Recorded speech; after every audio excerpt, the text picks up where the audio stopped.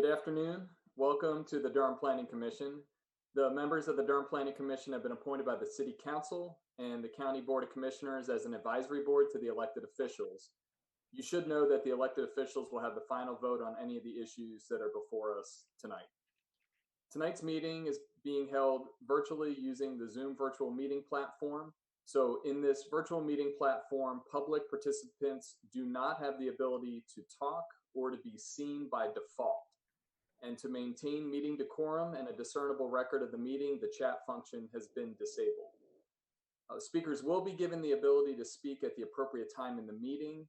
We will have public hearings for each of the items before us this evening. If you've pre-registered, your name will be called for you to make your comments just as an in-person public hearing.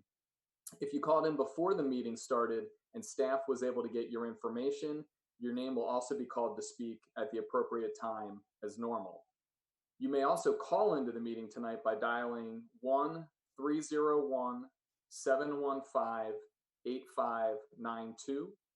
I'll read that again. It's 1-301-715-8592. And if you call in during the meeting, you'll need to wait until the particular public hearing you're interested in starts. We'll then have all the pre-registered individuals speak. And then I will ask if there's anyone else who would like to speak.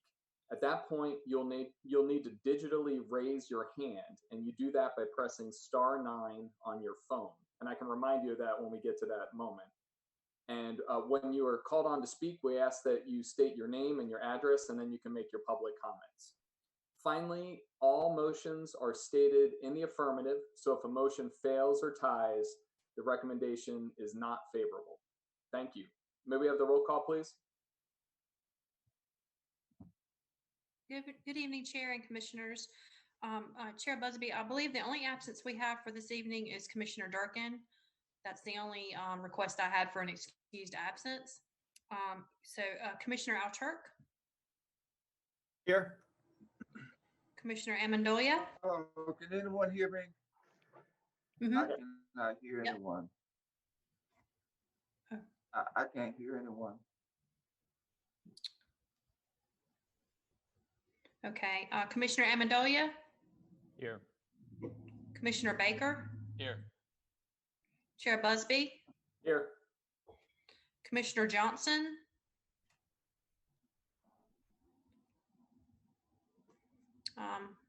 Commissioner Lowe.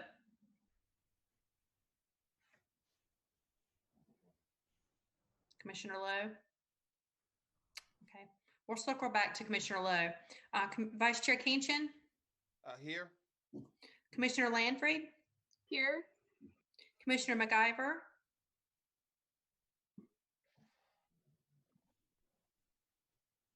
Commissioner McIver. I'm here. Commissioner Miller. Here. Commissioner Morgan. Good evening. Here. Commissioner Williams. Present. And I'm going to circle back. Just I understand Mr. Lowe cannot hear us, but we can hear him right now. Commissioner Johnson, I'm going to check Commissioner Lowe present. Commissioner Johnson, are you on the call?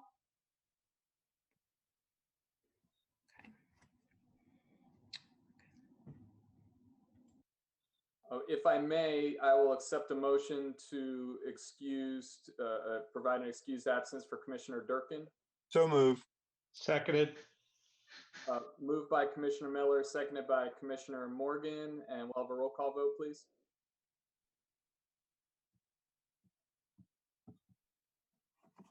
Ms. Smith, you're on mute. Sorry. Commissioner Alturk.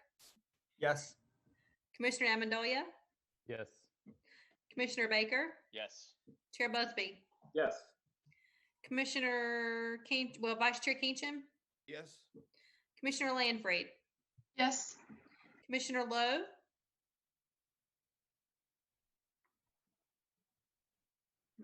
Commissioner McIver. Yes. Commissioner Miller. Yes. Commissioner Morgan. Yes. And Commissioner Williams. Yes. Thank you. Thank you, Ms. Smith.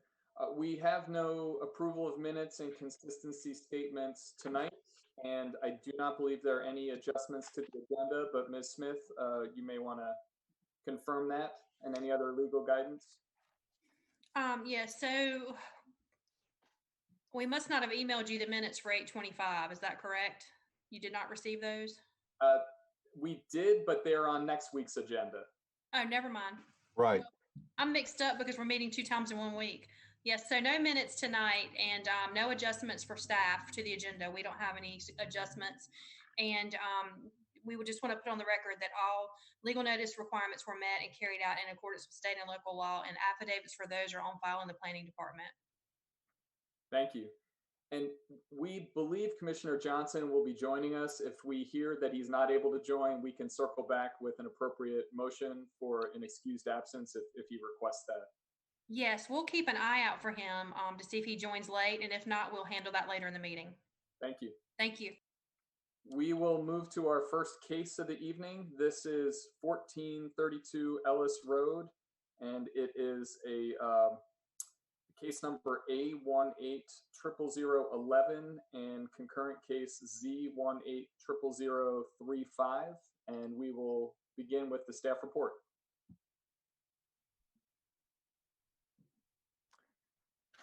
Good evening, Jamie Lawson with the Planning Department. I will be presenting case number A180011, Z180035. The next slide, please. The applicant is Tim Sivers with Horvath Associates. The project is located generally at 1432 Ellis Road. It is partially within the city and also within the county. There's a pending annexation application associated with it. The site is approximately 432 acres. It's located within the suburban tier. There is a rezoning request to plan development residential 5.706 and an associated future land use map amendment to low, medium density residential, and no change to the recreation open space portion of the site. The proposal is up to 200 townhouse units. The application was heard by the Planning Commission on March 10th, 2020, and the commission voted 0 to 12 on this application. Next slide. The City Council heard the case on, The City Council heard the case on July 1st, 2020, and based upon the proffers that were received, either added or revised, the City Council referred the item back to the Planning Commission. This slide, as well as the next slide, provides a summary of the proffers that have been added, and I will just read them into the record. A minimum of 21% preserved tree coverage is provided. A minimum of 20% open space shall be provided. In order to promote variation in home appearance, no home can be constructed with the front exterior elevation or front facade or color palette that is identical to the home on either side. All units shall include a front-facing gable architectural feature. Transparent windows and/or decorative hardware shall be included on all garage doors. A minimum 13-foot wide natural buffer shall be located along the project boundary adjacent to parcels 16 through 26 and 29 as illustrated on sheet D100. Next slide, please. A 6-foot fence shall be located on the project boundary adjacent to parcels 4 and 5 as illustrated on sheet D100. A 6-foot fence shall be located on the project boundary adjacent to parcels 17 through 26 as illustrated on sheet D100. No tree larger than 6 inches shall be removed for the construction of the a water main and sanitary sewer main shall be extended to the project boundary at access point, and it should say access point 6 there. Additional graphic commitment, all project boundary buffers currently illustrated on sheet D100 will be doubled to a 0.4 opacity and a 20-foot wide width. These proffers have been reviewed by staff and found to be legal and enforceable. An updated development plan was included as attachment 10 in the staff report, and staff determines that these requests are consistent with the comprehensive plan and applicable policies and ordinances, and I will be happy to answer any questions that you might have. Thank you. We will open the public hearing, and we have 5 individuals who I believe are all associated with the applicants who have signed up to speak in favor, and 1 individual who has signed up to speak against. So we will open the hearing. I'll just read through the proponents, and you may have a plan on who would like to speak. We have Sally Rigsby Humble, Jamie Schwedler, Bob Anderson, Tim Sivers, and then I don't think this is their real name, Pulte Holmes. So if there's I'll open it up. I assume Mr. Sivers, Ms. Schwedler, one of you may want to go first. Good afternoon, Chair Busby. This is Tim Sivers with Horvath Associates. Jamie Schwedler will be making the presentation. I'm available for questions, as is Bob Anderson with Pulte Homes. And then Ms. Sally Humble is the property owner. She'll be having about 2 to 3 minute presentation as well. Great, thank you. You're welcome, sir. Thank you, Tim. We did have a presentation, if that could be raised. Thank you. If we could go to the next slide. Good evening, Chairman Busby and members of the commission. I'm Jamie Schwedler with Parker Poe at 301 Fayetteville Street, here on behalf of the applicant. This request was before you in March, and at that time, we did not have a developer on board, and we do now. Pulte Homes and Bobby Anderson is on the line. And so I'm going to take some time to just refresh your memory about this case, and then spend most of the time just highlighting the changes that we made in response to the comments we heard in March from all of you. This request is a rezoning, a future land use map amendment, and an annexation that essentially closes an existing donut hole and completes the development pattern in this area of Ellis Road. It's just half a mile north of RTP. That's just south of our, off of the screen there. And the area has developed in what is on the northern and western portion as kind of a single family residential, to increasing density as you go toward the south and east towards the Research at the Park. And the vacant site that you see there is actually no longer vacant. It's actually a townhome development with a PDR 7.4. So the intensity told us not to use that. Can you also hear me? It says that I'm muted by the host. Thank you. Next slide, please. You're the wrong person. I'm sorry about that, Ms. That's okay. If you could, next slide, please. This summarizes a history of the case and the neighbor engagement. The neighbors attended 2 meetings and participated in the Planning Commission hearing in March. And at that time, the case, again, did not have the buyer, was not able to be delayed. But since the Planning Commission hearing, Pulte Homes has signed on, and we discussed the concerns we'd heard from the neighbors and the commissioners. They were able to add significant new commitments to the case to address these concerns. And then we met with the neighbors a 3rd time to explain those changes. Many of those same neighbors appeared at the July 1st council hearing, and this is the 6th opportunity for public engagement here tonight. Next slide, please. At the time of the hearing, these were the prior text commitments before you: 200 townhome units, traffic calming devices, and then road, bike, and greenway improvements were all offered. Next slide, please.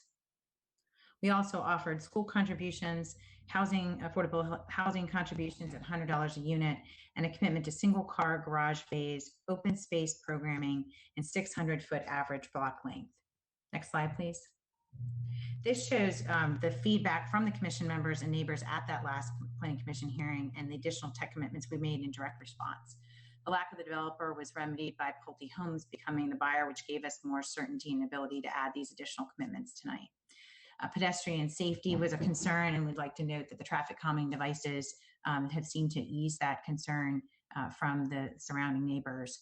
Housing variety and appearance was noted, and in addition to that 40% units having single car garage openings, we also made commitments as to front interior elevation, facade, and color palette being different from homes on either side, that all units shall include a front-facing gable architectural feature, and that transparent windows or decorative hardware be on all garage doors to help variety and visual appearance as you look down the streets. And I also like to note just the nature of the site and the riparian buffers creates a situation where there will not be excessively long blocks because we'll have to be working within the existing topography and the riparian streams. We also heard concerns about buffering on Radar Road and loss of mature trees in the area. And I note that we doubled all the project boundary buffers to a 0.4 opacity and a 20-foot width minimum, even along Rada Drive where no buffer was required. And then on that 20-foot buffer along the Rada Drive properties, in response to the neighbors' concerns, we committed to provide a 13-foot natural buffer within that 20 feet, as well as a fence to protect them during construction and beyond due to the concerns raised.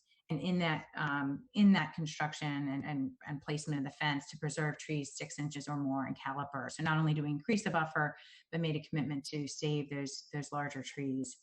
We also increased open space commitments to 20% and our tree preservation to 21% beyond what we had before you in March. There were also some questions on Hickory Nut Drive, and so we clarified what that spite strip meant and added a fence in that location such that a connection need not be made. But we will be extending water and sewer connections to the property line. Next slide, please. So these group the commitments in terms of the environmental commitments. You can see 6 of the new commitments are focused on the environmental and tree save because that is what we heard strongly from the commission and the adjacent neighbors. Next slide, please. And the remaining 5 commitments go to the extension of the utilities to provide service for folks in the future at Hickory Nut, to provide variation and higher design commitments as to the townhome appearance. And then we're also proffering tonight to increase our affordable housing commitment from $100 a unit to $300 a unit, which would result in a $60,000 contribution towards the fund. Next slide, please. This shows graphically where those improvements are. The red boxes at the bottom of the screen are location of the traffic calming that was expressed by the neighbors to the south of the site. The red dotted line to the left of the screen is where the fence would go to prevent that connection to Hickory Drive, where the spite strip is located. We've also included only one vehicular crossing on the streams that's shown in the center of the screen with a yellow arrow. The green arrows represent pedestrian crossings only, and the purple is utility crossings. So we're minimizing our impact on the streams, but also being able to provide the residential density that's needed in this area, as this is one of the last large remaining sites that's able to be completed along the stretch of Ellis Road. Next slide, please. This illustrates the Ellis Road laneage on the left as it exists today, and a diagram of the improvements on the right, where you can see the additional center turn lanes, bike lanes, and right-of-way dedicated along the frontage to complete the corridor in this area. Next slide, please. And with these enhanced commitments, this project meets the UDO criteria for your future land use map amendment for the reasons on your screen and explained in the staff report. Next slide, please. It also meets the UDO criteria for rezoning from RS20 to PDR because it's compatible with the type of use and density nearby, as I illustrated in the first slide. It provides for appropriate transition and meets an important housing need in Durham. Next slide, please. And some of these requests are consistent with the comprehensive plan and the UDO requirements and responds to neighbor and planning commission feedback.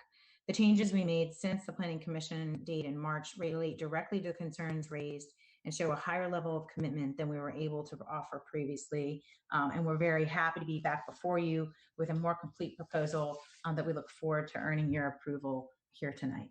I'm happy to answer any questions. Thank you, Ms. Schwedler. And Ms. Humble, you're welcome to speak now as well.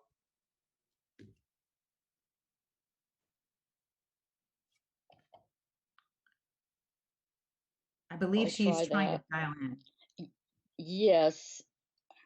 I'm trying to speak now. Can you hear me? Yes, please go ahead. Okay. I was a little shocked and surprised at the first decision. I'm getting an echo, which makes it difficult for me. I had talked with Durham Planning for many years, and they often told me that this zoning change was what they wanted. And so I was surprised that with the other approvals of similar projects, that this one was not. And especially when we have property that has been developed with this zoning right next to ours on Ellis Road. My parents very much wanted this project to go through. My mother lived to be 96 and died on the property in the house my father built there. She knew that to divide the inheritance equally, the property would have to be sold, and that was what she wanted. She wanted, however, to preserve the beauty of the site. She wanted condo development, and she wanted to preserve the streams, the trees, and the trails as Pulte is doing. And I feel that they're going to build a beautiful property that is in line with all the other development that's going on Ellis Road. And so I was just not understanding why we were being treated differently. And so that's why I wanted to speak. My mother lived there for 70 years. My brother lived there for 80 years or more and made a heroic sacrifice to move to a new home so that this project could go forward. Now, everyone who lived on the site, including my brother, have passed away. All the other children and grandchildren live other places because we knew that's what my mother wanted. And we just don't understand why, if properties next to us and other properties that don't offer as much, and the city has said they wanted this zoning change, why? What happened? And so we're confused about that. And we very much support what Pulte is doing. The whole family, everybody. Thank you, Ms. Humble. We have one final individual signed up to speak in opposition, Brad Broge. If you are with us, you can raise your hand if you haven't been identified yet.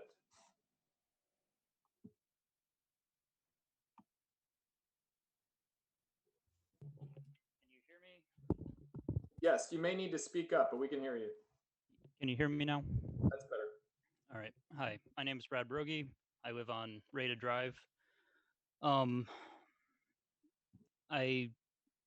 have gone to all of the public meetings for this so far, and I do appreciate the evolving commitments that Pulte and the developer, or Pulte, has been making to alleviate some of our concerns. I don't know that I have much in the way of a comment at this time. I mostly signed up so that I would have the option to make a comment, since, you know, how this is formatted doesn't really allow for last minute additions. So, yeah.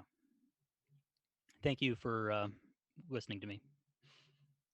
You bet. Thank you, Mr. Brogi.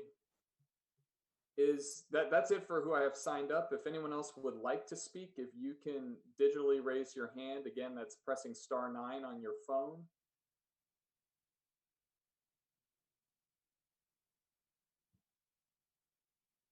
I do see one hand up, so if we can, Chris, if we can make sure they can unmute to speak. You should be able to speak now. Yes, This is Mary Cooper. I own property at 1422 Ellis Road. That property is owned by my husband and myself, and our daughter lives there. She has lived there now for 5 years. She attended NC State Veterinary School and loved the property and the neighborhood so well that she's decided to buy the home from us. My concerns have to do with the change in the neighborhood. We've watched for 5 years as the developments have encroached on what is a historic neighborhood there in Durham. And I understand that that is the way of building. I understand that there are many people who want to live in Durham and RTP, and you can't build individual houses. But Ellis Road is a cut through from the RTP side to the other side of Durham, and getting out on it at any time of regular day or evening is difficult. So I have great concern about the number of people you're dumping into the road there, left, right, how they're going to turn. I understand there's some traffic bumps there, but I've seen those in other cities and they barely slow things down. I'm very pleased to see the buffers and the fence and the trees left, and I realize that my voice isn't going to change this, but please address that traffic issue. It is a nightmare to get in and out of her driveway now. Thank you, Ms. Cooper. We appreciate it. Last call, if there's anyone else who'd like to speak, if you can digitally raise your hand.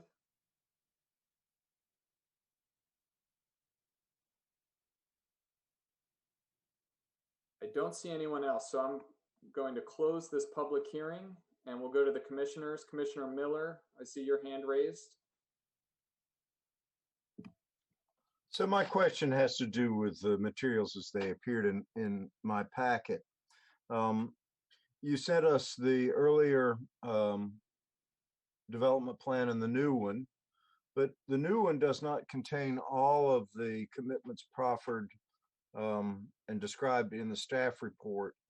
And so my question is, are the commitments described on page 2 of the staff report the actual text of the additional commitments that will, I'm assuming at some point, appear actually in an appropriate box in the development plan? Or is there a version of the development plan that I haven't gotten yet? Jamie Lawson, sorry, still getting used to the married last name. Congratulations. Thank you. I don't think my husband would like to hear that. In any event, the text commitments that have been proffered subsequent to the last Planning Commission hearing date have been included on page 2 of the staff report. So they are listed fully. And then there are so that's the full text, not just a summary of. That's correct. All right, that's what I needed to know. And I'm assuming Jamie Schwedler, that as this moves forward, those text commitments that we now have preserved in the staff report and also in your communications to us will be migrated into the appropriate boxes in the actual development plan at some point. That is normally the case, yes. Okay. That's correct. We did submit a version of that. I just don't know the timing that it made it in, but yeah. Tim might have. I figured as much. My next question is, and we talked about this, it has always been my concern that with a project this big, that it's one type of housing. And I think that when we have a project of this many acres, it's possible to mix housing types up a little bit.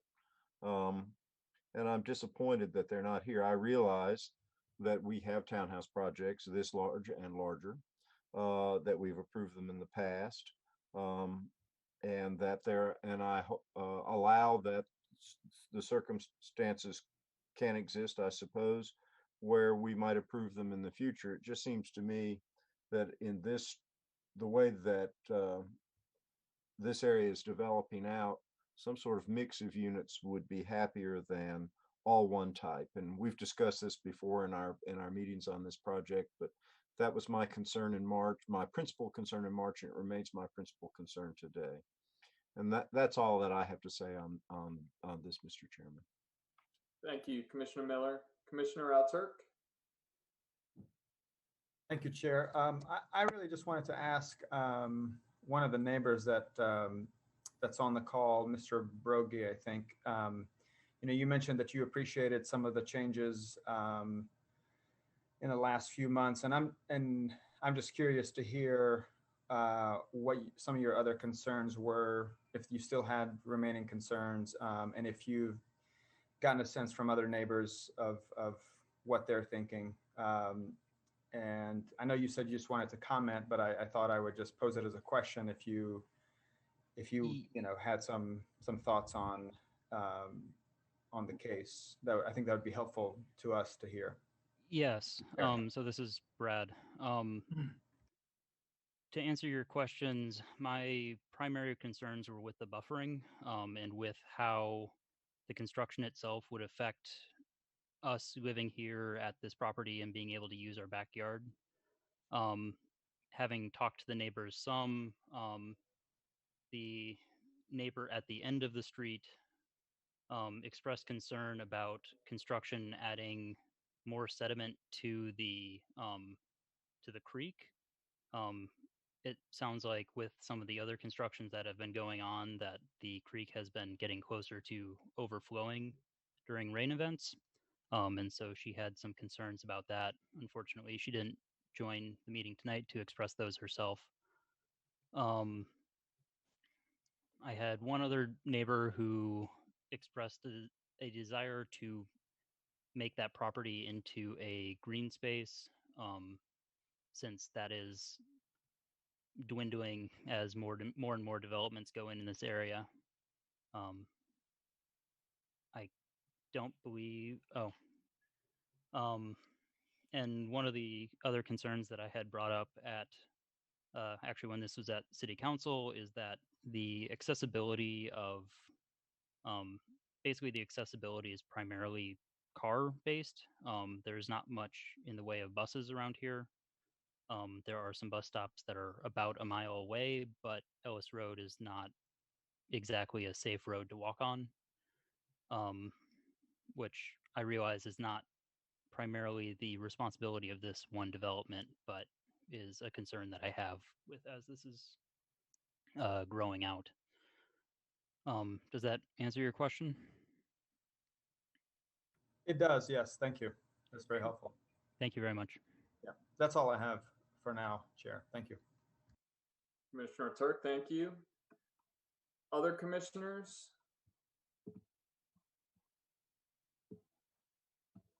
Commissioner Baker and then Commissioner Amendolia. Sure. I just want to speak generally. I think I made my thoughts known the last time this came up. In general, Durham is going through a transition right now that we're feeling, and that transition is from an entirely auto-dominated built environment, and that's what we have been building for the past 60 or 70 years. And that's not the type of built environment that our community wants anymore. And part of that is because we know that it's not sustainable and it's not equitable. And that transition period, this transition period that we're in now, creates an uncertainty for the community, uncertainty for the commission, for the council, for developers. And so we need to navigate this process. And part of it is asking developers to work alongside of us in bringing forward more sustainable types of developments, more sustainable rezonings and development proposals. As we on the commission and we've seen at City Council increasingly demand it. And that's just how we have to go through this period of transition. The regulations are slowly changing, and I think we'll see even more changes over the next 4, 5, 6, 12 months, and then even more after the comprehensive plan. There will be potentially even an overhaul of the zoning regulations, after the overhaul of the comprehensive plan. And so, that just keep all of that in mind, that we are in this state of transition, that we're moving away from the way that we used to do things to a better way of doing things. And the end goal is not to sit up here and make recommendations against every single case that comes before us. That's not the end goal. That's not what anybody wants to see. The end goal is not to have city council deny or send back cases. That's just inefficient. The end goal is to receive development proposals that incorporate best practices and elements of sustainable development. That's the end goal. If we're not there yet, then we're not there yet. And so, I think that we need to vote with our conscience and continue to work on our ends to ensure that we are improving our standards and our expectations, while also demanding more from the development community. So that's all I have to say. Thank you. Thank you. Commissioner Amendolia? Thank you, Chair Busby. I have first a quick question for transportation. And it's just simply, are there future plans along Ellis Road? I know the applicant mentioned there being a portion of Ellis Road that will have a center turn lane and some bike lanes, but is there a more comprehensive plan for Ellis Road?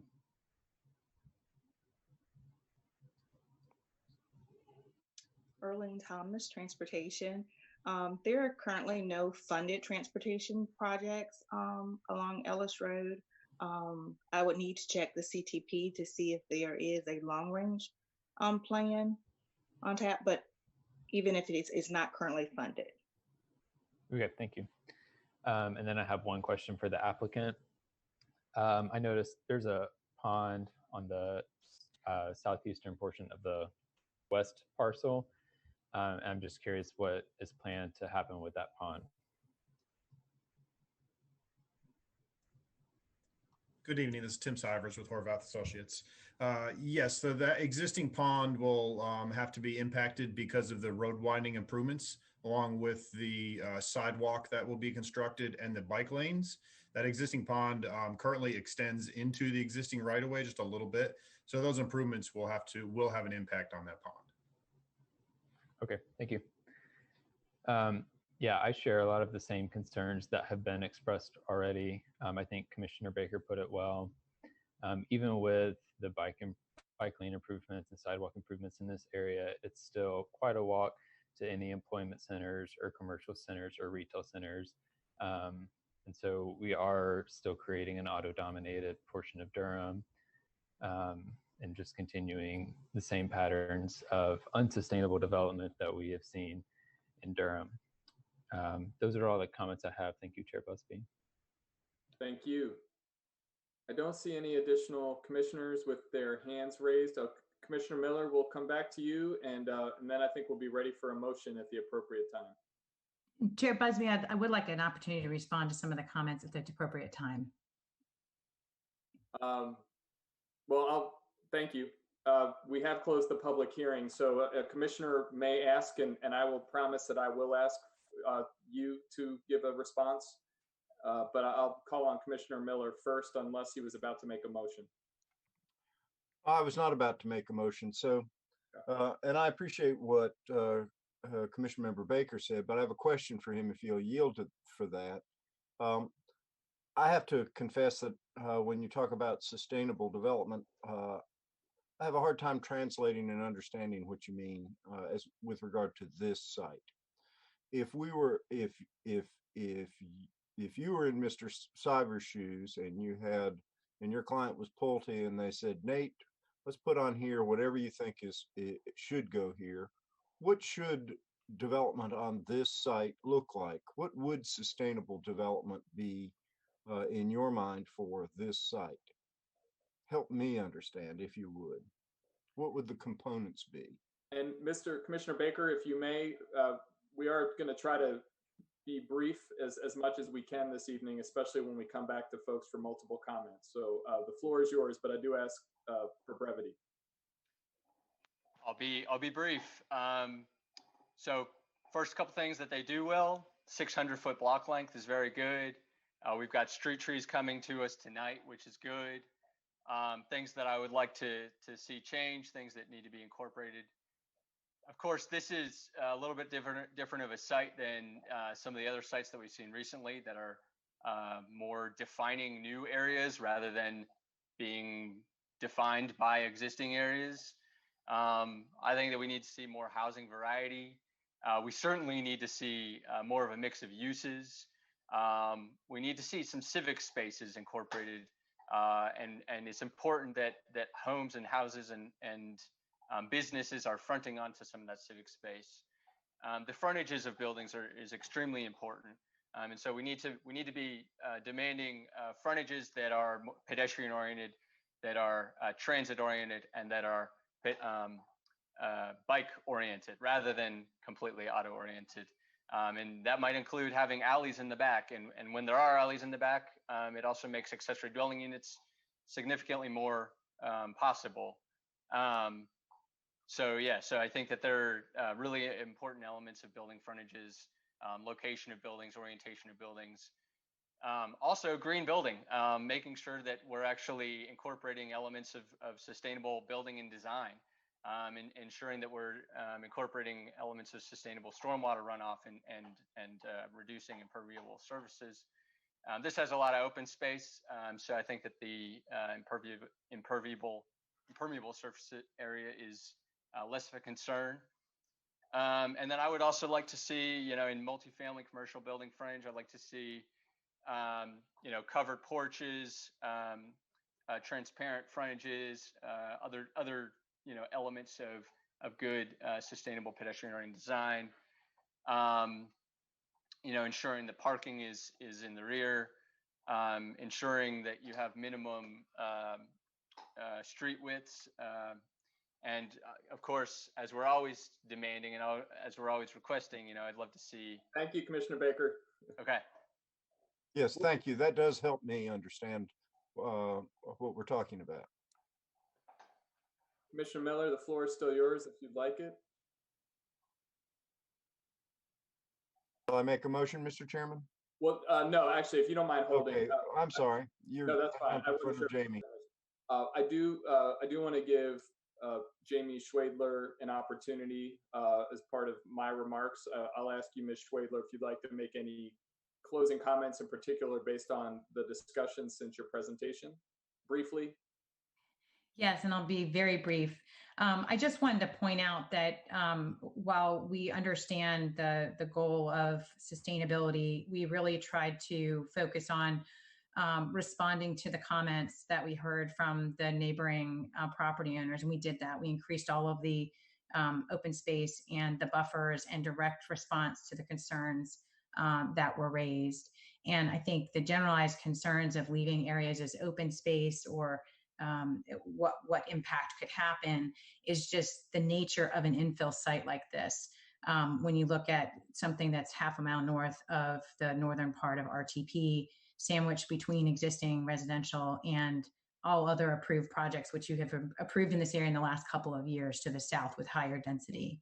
And so part of that is just the constraints of growth. With respect to sustainability, I think I'm glad Commissioner, I think it was Baker, noted that this is a little bit different because it's an infill site. And so you're not going to be able to make strides on transit or transportation when everything around you has already been built out and doesn't have an opportunity to develop. We are making the strides where we can in terms of the increased bike lanes, but we can't fix the larger problems. And that's not what this site is called to do. It's called to kind of offset its own impacts. And that's what we've done by including things like bike lanes and the extended right of way. And just with respect to the goals, I mean, the goal. Final comment, please. Thank you. If you can make this your final comment, please. I've been told by multiple commissioners that we need to be brief, so I'm going to enforce that this evening.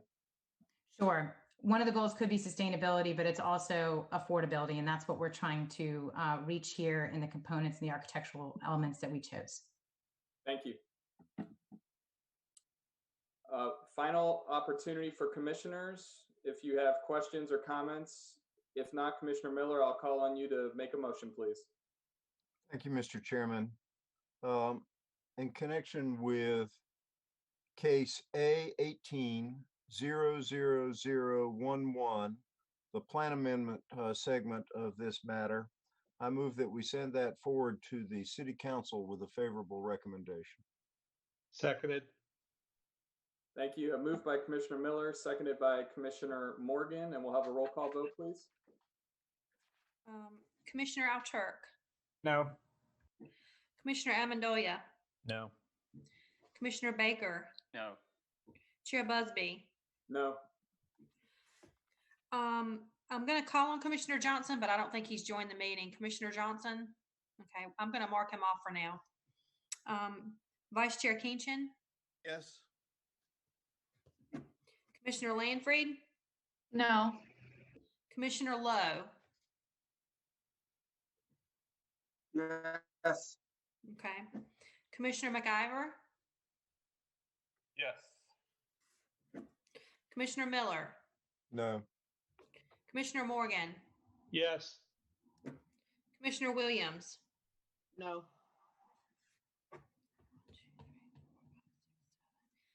The motion fails 4-7. Thank you. Our next case is We have to vote on the zoning. Thank Sorry. you. No, you're right. Thank you. Commissioner Miller, if you want to make a motion on the zoning case, please.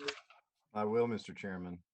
With regard to case Z18-00035, the zoning portion of this matter concerning 1432 Ellis Road, move that we send this forward to the City Council with a favorable recommendation.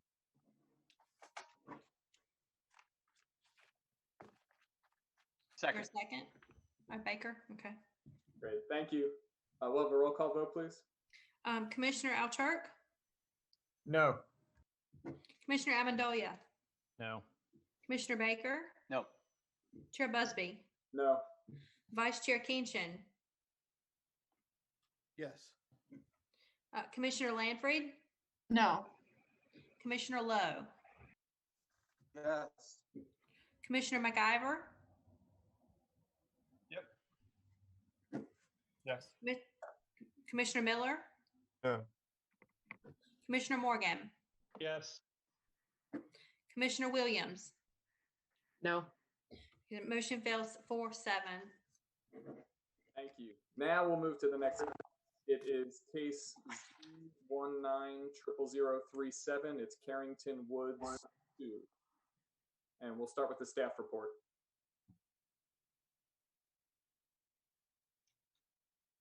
Good evening. I'm Jamie Lawson with the Planning Department presenting case number Z190037. Next slide. The applicant is Glenwood Homes Llc. The property is located at 833 Clayton Road. It is currently within the county jurisdiction. There is a associated annexation petition with this case. The property is just under 9 acres. It's located within the suburban tier. There is a request for a zoning to residential suburban 10 with a development plan. There's no change to the future land use designation. Next slide. Subsequent to the July 14th, 2020 Planning Commission hearing, the applicant offered the following additional proffers, which I will just read into the record. Construction of off-site sidewalk prior to the issuance of a certificate of occupancy within the existing right-of-way of Clayton Road along the west side of the existing sidewalk south of Meadowcrest Drive to Glenrose Drive and on the east side of Clayton Road from Glenrose Drive to the existing sidewalk at Southern High School, which is PID 168031. In addition, the applicant modified the maximum number of housing units from previously 23 units to 20 units, and text commitment number 2. And then the landscape buffer was also revised in the areas where it was 10 feet previously to 25 feet, which is also in text commitment number 3. These proffers have been reviewed by the Transportation and Planning Department and found to be legal and enforceable. An updated development plan was included with these proffers as attachment 10 in the staff report, and staff determines that this request is consistent with the comprehensive plan and other applicable policies and ordinances, and I am available for any questions that you have. Thank you. And just a reminder, I believe this is a continued case, so we'll be reopening the public hearing. We have 2 individuals signed up to speak in support. We have 5 individuals signed up to speak in opposition. And so we will begin with the proponents, Penny Sicadlo and Garrick Sevilla. Yes. Can you commissioners hear me? Yes. Garrick Sevilla. Hi, good evening. Garrick Sevilla, I'm the attorney for Glenwood Homes, the applicant. Since the July 14 hearing, we reflected on the commission's comments, and we held 3 virtual meetings with the residents, one on August 6, September 10, and one as recently as last night. And each time we posed the question to them, what specific changes could we make to the development plan to earn their support? And based on what we heard from last time, the commission's concerns didn't seem to really focus on sort of the technical aspects of the plan we've laid out, but rather we heard sort of a desire to use a negative recommendation here to send a message to the city council about the upgrades that are sorely needed along Clayton Road, whether that be sidewalks, maybe a traffic signal at the Clayton Road, Cheek Road intersection, maybe widening in places, or the installation of bike lanes. And, I just want to say, Glenwood Homes hears you. We hear that. We've heard the residents. And, our goal really is just to be part of a solution. And that's why we've revised the development plan in the 3 respects that Mrs. Lawson laid out. And first, directly addressing concerns about a lack of upgrades on Clayton Road, the neglect by the city, we've committed to build a sidewalk, which is shown graphically on the last page of the staff report in our revised development plan. And what that would do would connect existing sidewalks along Clayton Road, and thereby allowing the students who live in the Glenrose, Meadowcrest, and who will live in Carrington Woods one day to walk to Southern High School on sidewalks, safely. And we've heard that pedestrian safety along Clayton Road. We heard that concern from multiple commissioners and from the residents, and we recognize that committing to build this sidewalk doesn't solve the suite of issues along Clayton Road. But we're just one developer. This development is small. But we hope that we can, through earning a favorable recommendation here, set an example for other developers, who may have bigger projects in this vicinity to do what we want to do here, which is step up where the city has not. We think that a favorable recommendation that would, highlight, this voluntary effort to build the sidewalk, we think that might send a more powerful message than just sort of an outright recommendation against this development plan. And the second change we made, we heard the concerns about traffic burden. So we went back, sharpened our pencils, and we've reduced the maximum units from 23 to 20. Under current zoning, we think we can fit, 15 units. So the current plan, seeks just 5 more homes instead of the 8 we originally sought. And we would be at a lower density, than the surrounding neighborhoods at a max of 20 units. And finally, in response to one of the residents who would be abutting the site along one of those 10-foot buffers, we went ahead and decided to increase the landscape buffer to 25 feet around the entire perimeter of the site. I wish I could tell you tonight, commissioners, that these changes earned the support of the residents. After our first meeting on August 6th, I understand there was the There was an internal meeting of a certain group of residents. I don't know how many, I don't know exactly who they were. But then during the second meeting on September 10, one of the residents, Ms. Quincy Ratliff, who's probably here tonight, she reported that there was at least a majority of those who met and voted. They were comfortable with, 15 homes.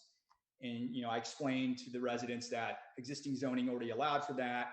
So we adjourned that meeting to allow another vote. And then when we met last night, Ms. Ratliff reported that there was a majority, support for 17 units. It wasn't unanimous, so I don't really know what the vote count was. I wasn't privy to the sort of their internal deliberations. But where we seem to be at is, we're apart about 3 additional homes. So there's, a majority of very involved neighboring homeowners that have been, meeting with us, coming to the public hearings, and it seems to be we're about 3 off. They're, majority are comfortable with 17. We're proposing to do 20, and I would just say that in light of the changes we've made to the plan, particularly our our commitment to build the sidewalks, we think that 20 homes, which is just an increase of 5, we think that's fair, and we hope and we look forward to earning the commission's favorable recommendation tonight. That's all. Thank you. And Ms. Sakadlo, would you like to speak as well? Yes, I, as an engineer, do have a penchant for wanting to solve, find solutions to problems. I think we found a handful of solutions here. I think the sidewalk on Clayton Road is long overdue being built. When Earlene, Miss Thomas and I were speaking, I told her I hope that we can be the ones to solve that problem and build that sidewalk. 20 homes is not overloading this neighborhood with all these access points we have. And to buffer 25 feet from like-kind neighbors, I think is very much of an offer from this developer to try to blend in with this neighborhood. So I too would ask for your favorable approval of this after hearing what y'all said last time. Thank you. Thank you. And I'm going to just run down the 5 individuals who signed up to speak this evening, and we'll see if everyone's here or not. Quincy Ratcliffe, Jacqueline Jones, Allison Perot, Sharon Lawson, and Kadra Drakeford. And so Quincy Ratliff, if you're here, you may speak. Okay. Can you all hear me? Yes. Thank you all for the opportunity once again tonight. There are some corrections I would like to make regarding the statements that have been shared by both Garrick and Ms. Penny. The negative comments that he stated we shared in reference to the city not stepping up and installing safety measures such as sidewalks and traffic lights or whatever it takes to make the Southeastern, I say Southeastern, but you all say Eastern Durham area more safe due to the overgrowth of the infrastructure. We didn't use that platform last night to share that. We have been sharing the same comments for the past 2 years. And I can speak of 2 years because that's when I started. But there are some neighbors who started 3 years ago. So no, we did not use that platform just to voice our negative comments about Clayton Road. I'm sorry. Sorry, trying to stop my phone. Okay, sorry about that. Like I said once before, our concerns never change about this Eastern Durham area being unsafe. We're bursting at the seams. There are sidewalks that are desperately needed. I have been, myself and some of my other neighbors have been in contact with different workers at the city level, such, I guess, transportation and planning department, I'm not quite sure, about sidewalks. And yes, there have been some statements shared in regards to sidewalks being placed along Freeman Road and Clayton Road. So I've been communicating with them back and forth because my concern is there are more, it seems like the sidewalks are being more piecemealed. They're putting sidewalks in places, but not addressing the entire issue. So I do thank Glenwood Homes for agreeing to add sidewalks from the Meadowcrest area up to Southern High Schools. I appreciate that. But that's no different than any other developer who's built in this area or any areas in Durham. And they have added sidewalks whenever they start a new construction. So it's not something that they're doing that's going to start a new trend for developers. Developers are doing that already. And let me see something else he said. As far as being comfortable with the 15 homes, the city agreed to the 15. The neighbors never wanted 15. We were just going along with the city already agreed to do. So we were trying to accommodate and work with Glenwood Homes to make it where it's feasible or workable for all of us. We are the ones who live here every single day, 24 hours a day. We know what the needs are. I know the city is hearing us. It has been shared. So many people have heard us. And I understand there's a lot of growth going on within the city of Durham and the county. And it's going to take time. I get that. But at the same time, what are we supposed to do with our children walking on Clayton Road to and from school? It's not a problem now because they're virtual. But what are we to do with them? That's a major, I'm sorry. No. That's a major concern.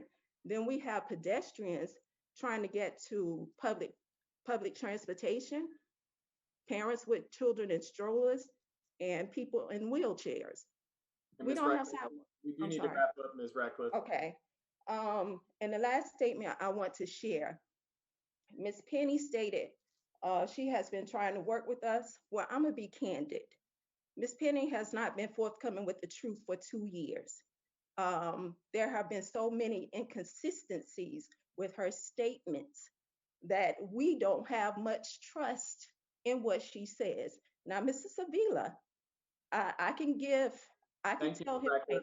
Okay, I'm sorry, thank you. No, that's okay. I gave you a little longer, actually a lot longer, but I do want to make sure we have time for the other speakers. Okay, thank you. Jacqueline Jones.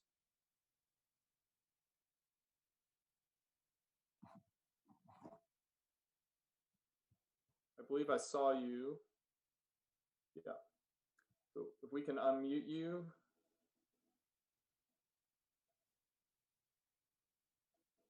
You should be able to speak. Good afternoon.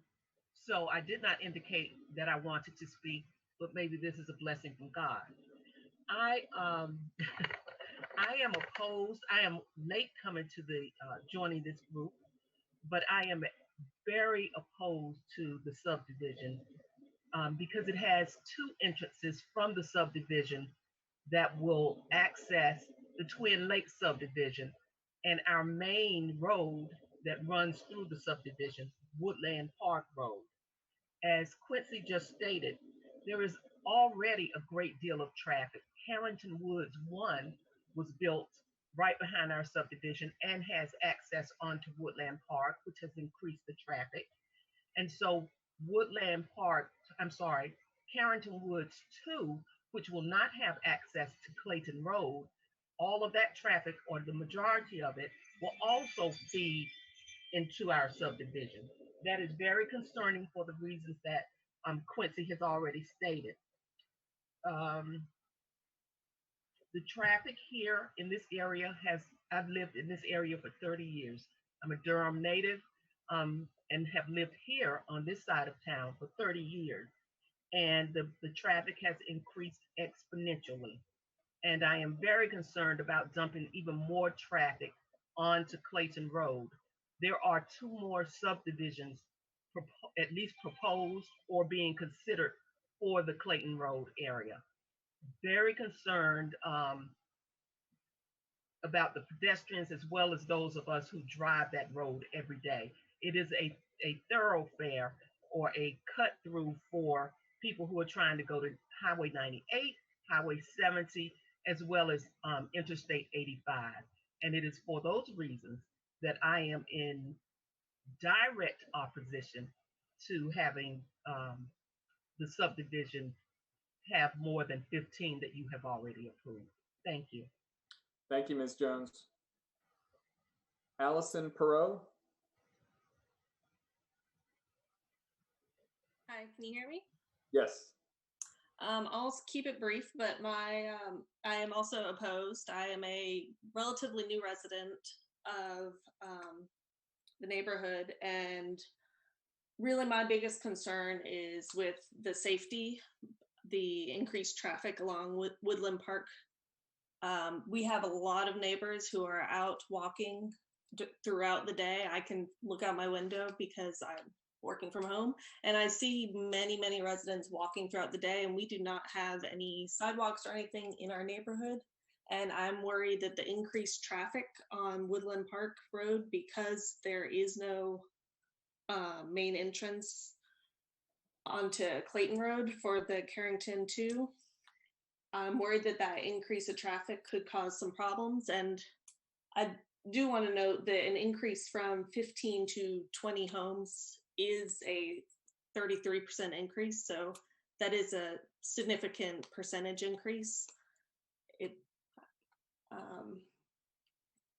But mostly I just want to reiterate what has already been shared by the other residents. Thank you. Thank you. Sharon Lawson, I don't see you on the list, but there is one person who's not identified. So if you are here, if you can raise your hand, you can hit *9. And then while we wait on that, I do see Kadadra Drakeford. You've got your hand raised. Why don't we have you speak, and then we'll see if Sharon Lawson's with us. All right, thank you. Can you hear me? Yes. Good evening, committee. My name is Kadadra Drakeford. I live at 6 Meadowcrest Drive, and I am opposing to the Carrington Woods II development. The lack of consideration and communication part on the city of Durham to the current residents of Meadowcrest, Clayton, and Woodland Park residents is seemingly unjust.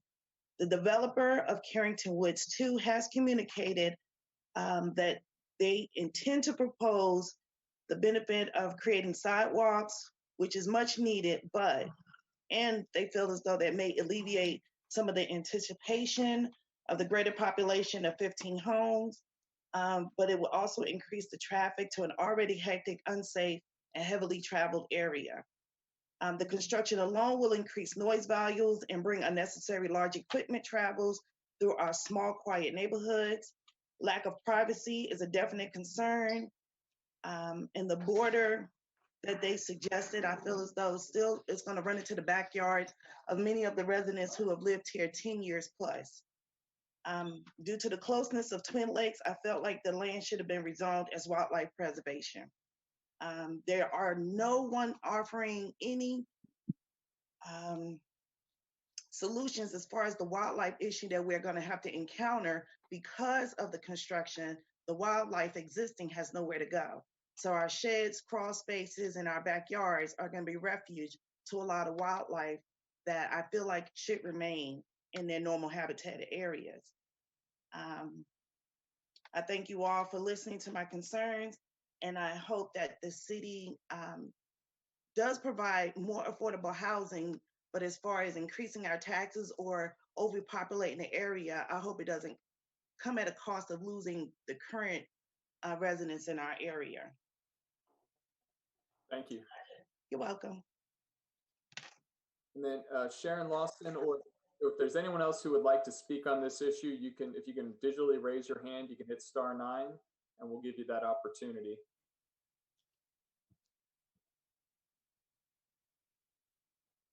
I don't see anyone else, so we will close the public hearing.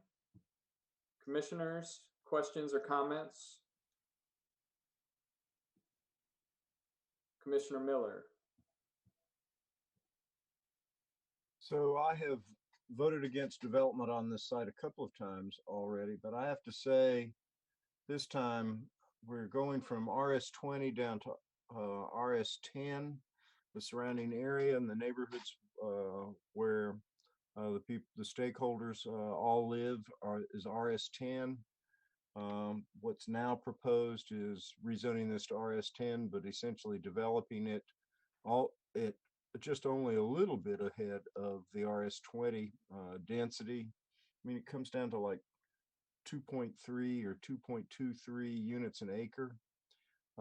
That's pretty compatible with what's around it. The sidewalk extension is more than we would ask another developer to do. We do expect developers to put in sidewalks on their property, but we usually do not get developers extending sidewalks any kind of distances beyond their property, especially to a pedestrian destination like Southern High School. So in this instance, I'm going to vote for this one, and my main reason is I know the neighbors would like to see the zoning not changed and to see 15 houses go in there instead of 20. But I don't believe that's the trend of development in Durham. When you have a 9-acre tract, I believe the next developer who comes along is not going to want to build 20 units there. They're going to want to rezone it for 40 townhouses. And I believe that that is a much more likely possibility, and that the chance of getting just 20 in there in a very compatible and joined way with the surrounding neighborhood, I don't see that coming around again. It's not the way our development world is bending. And I would hate to lose the opportunity that this current version of the development plan offers. And so for that reason, I'm voting for this. And I know that it will add some traffic back in there, and it will put some traffic on the neighborhood streets, but 20 units is just not a big traffic engine, not a big generator. And I believe it will be better in the long run for everyone. Thank you, Mr. Chairman. If you're not speaking, if you can go on mute, that'd be appreciated. And Commissioner Landfried. Thank you. Yes, I'm also planning on voting for this. I am impressed by the developers' proffer to build sidewalks off-site. It seems to me to be a meaningful extension of the sidewalks, not simply just a piecemeal kind of useless addition that will, functionally make it a lot safer for high school students to walk to Southern High School. I hope other developers will take note of that, and it's an important, meaningful step. I hear the residents' concerns, but I share Commissioner Miller's perspective that this is,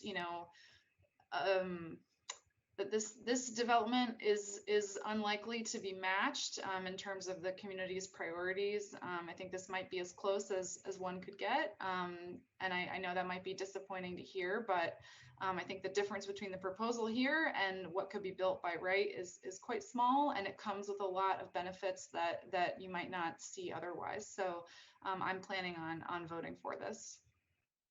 Thank you. Commissioner Kenshin. Yeah, I want to echo what I've heard from other commissioners, and I know it feels like, so I voted this down a couple of times already, and for Ms. Ratcliffe and others, I think this is a win. I know it doesn't always feel like it, but this is a huge win. I think developers have come in and they can build 15 units right now and not do a thing at all, but they've made some pretty big concessions, which I really appreciate as well.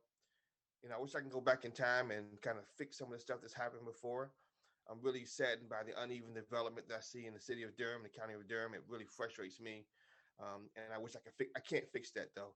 What we can do is going forward, try to be thoughtful about it and make sure we create wins for the residents.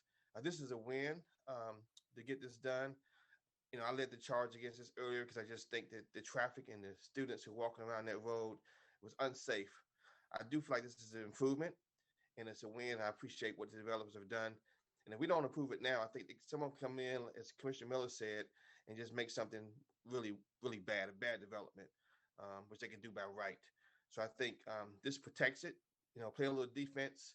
You don't get everything you want, but you get, I think, a huge win. So I just want to encourage the residents. You guys have won. You don't always get everything you want, but this is a huge win. And I think this is an improvement for the area. I'm going to vote yes. Thank you. Commissioner Alturk? Thank you, Chair. I'm going to be brief because I think everything that I was thinking has already been said. I think the addition of the sidewalks, the addition of the buffering, these are things that go above and beyond what we typically see, and will be more than what an RS20 development that is not rezoned will likely have. And so I do understand the concerns of the residents, but I do think this is a step forward, as Commissioner Kinchin said. Thank you, Chair. Thank you. Commissioner Amendolia? Thank you, Chair Busby. I have a couple of quick questions. The first, this could be for the developer.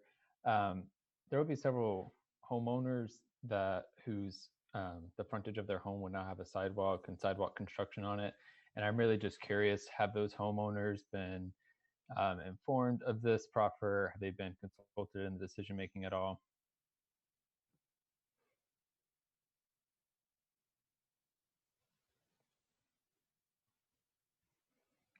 Okay, this is Penny Sicadlo again. It actually will be within the existing right of way. So all of the construction will be within the roadway already. There's no anticipation of going outside of the right of way to perform this construction. If I can say one more thing, if you look at Google Maps, you'll actually see a foot trail there already.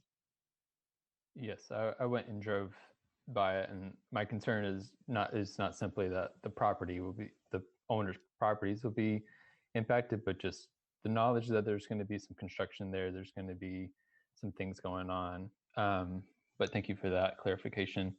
And then if you can hold on a minute, I have a follow-up question.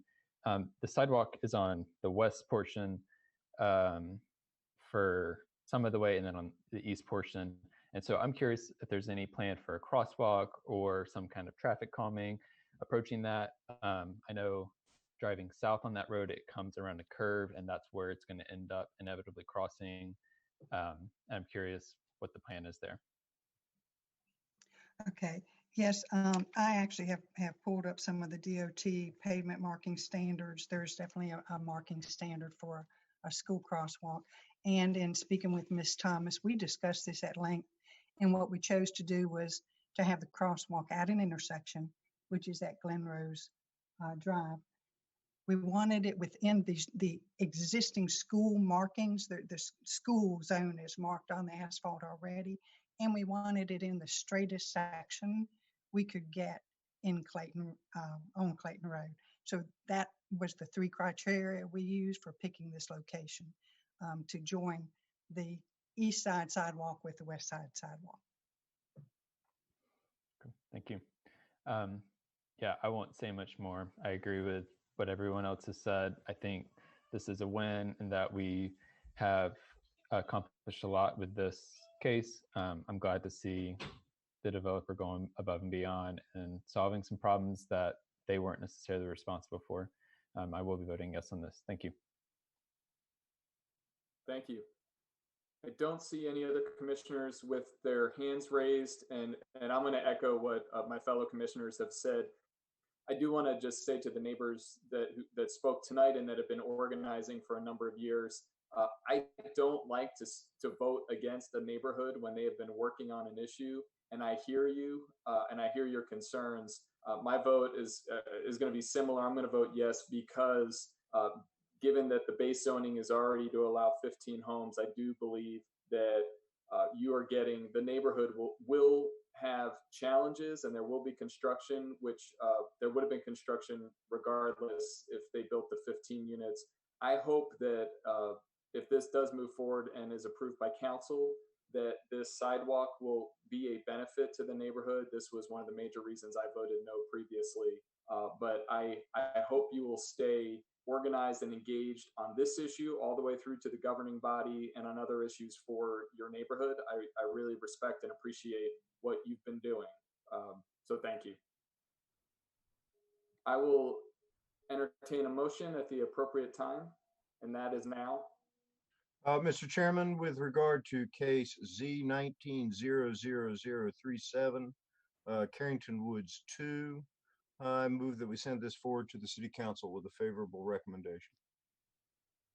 Second. Thank you. Moved by Commissioner Miller, seconded by Commissioner Al-Turk, and we'll have a roll call vote, please. Commissioner Al-Turk, Yes. Commissioner Amendolia, Yes. Commissioner Baker, Yes. Chair Busby, Yes. Vice Chair Kinchin, Yes. Commissioner Langfried, Yes. Commissioner Lowe,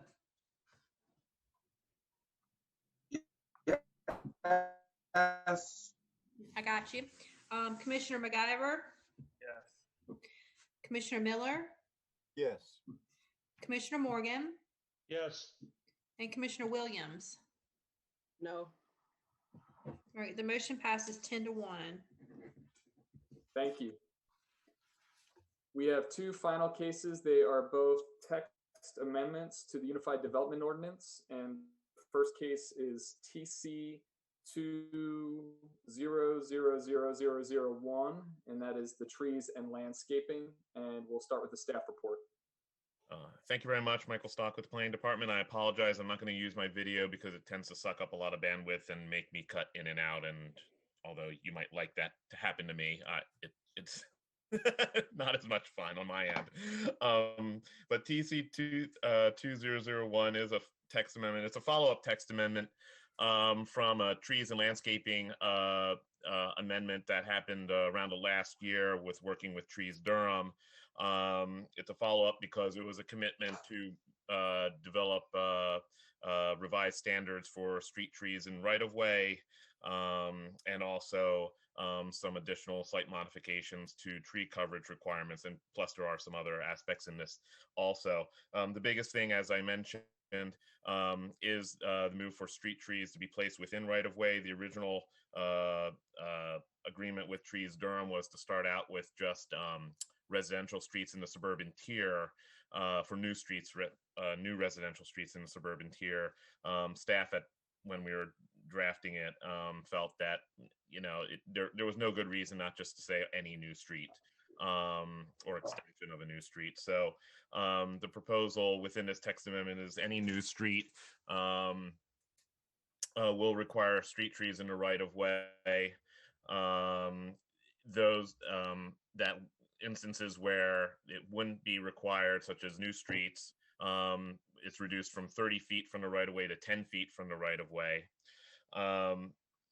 Other changes include a revision to the tree coverage requirements for non-residential development to add language to require first off tree preservation and then get into tree replacement requirements. And that's the same language that was adopted in the previous ordinance for residential tree coverage requirements. And that was something that council wanted when they were adopting that last set of ordinances. Another notable change was something that came out of concurrent work that's going on with the update to the landscape manual and discussions with urban forestry and other planning staff who are involved with that project is an update to the tree species, the mix of species requirements. Those have been enhanced also to bring it up to more best practices. And additionally, there are some other technical updates and corrections. Again, I'm trying to be brief.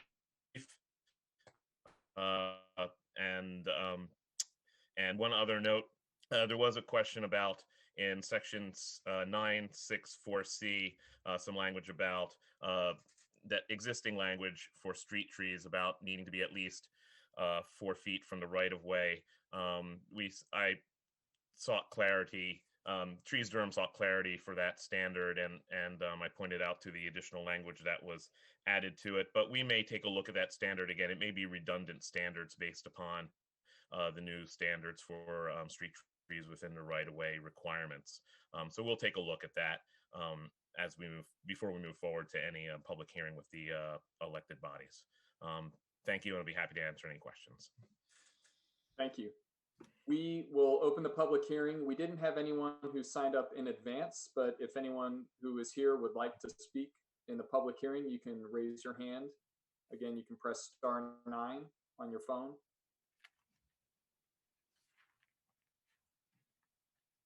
We have no one who has signed up to speak during the public hearing, so we'll close the public hearing. I will note, I think everyone did receive an email earlier today from Trees Durham expressing their support for this version of this text amendment. I just want to, I'll call on the commissioners. I just want to say I am voting yes. Very excited about seeing this. I appreciate that the staff have made a commitment to do this work. When we did some earlier work on trees, they're back. Having Trees Durham on board gives me comfort, and I am excited to put this in place and to continue to move forward with additional text amendments. These are some of the issues that come up over and over again. This is one step, but it is a good step in the right direction. So I'm going to be really excited to vote yes on this item. Commissioner Miller and then Commissioner Baker. Thank you, Mr. Chairman. So I'm on page 3 of the I guess at this point, page 3 of the actual text amendment, and I'm in 9.6.2A2 location. And it says, for new streets and extensions of existing streets, street trees shall be located in the right-of-way or street easement. And then, so it's mandatory that it be in the right-of-way. And then it goes on to deal with a situation of where it's not desirable to put it in the right-of-way because of conflicts with utilities or something like that, which then appears to give the Public Works Director and the City Transportation Director and the Urban Forestries Division as applicable, so a certain amount of discretion for where the street trees will actually go in the event that there is a conflicts with existing utilities. And while I understand that that's practical, I'm not sure it's actually legal under North Carolina law to vest that kind of discretionary decision-making in the staff. Would it not be better, and you could skip all that to say that street trees may be located? Of course, I realize if you say may instead of shall, you may wind up with street trees in places where you don't want them. But it seems to me that street trees, whether they are in the right of way or just outside it, still have to be within a certain distance from the curb. Is that not correct, Michael? Yes.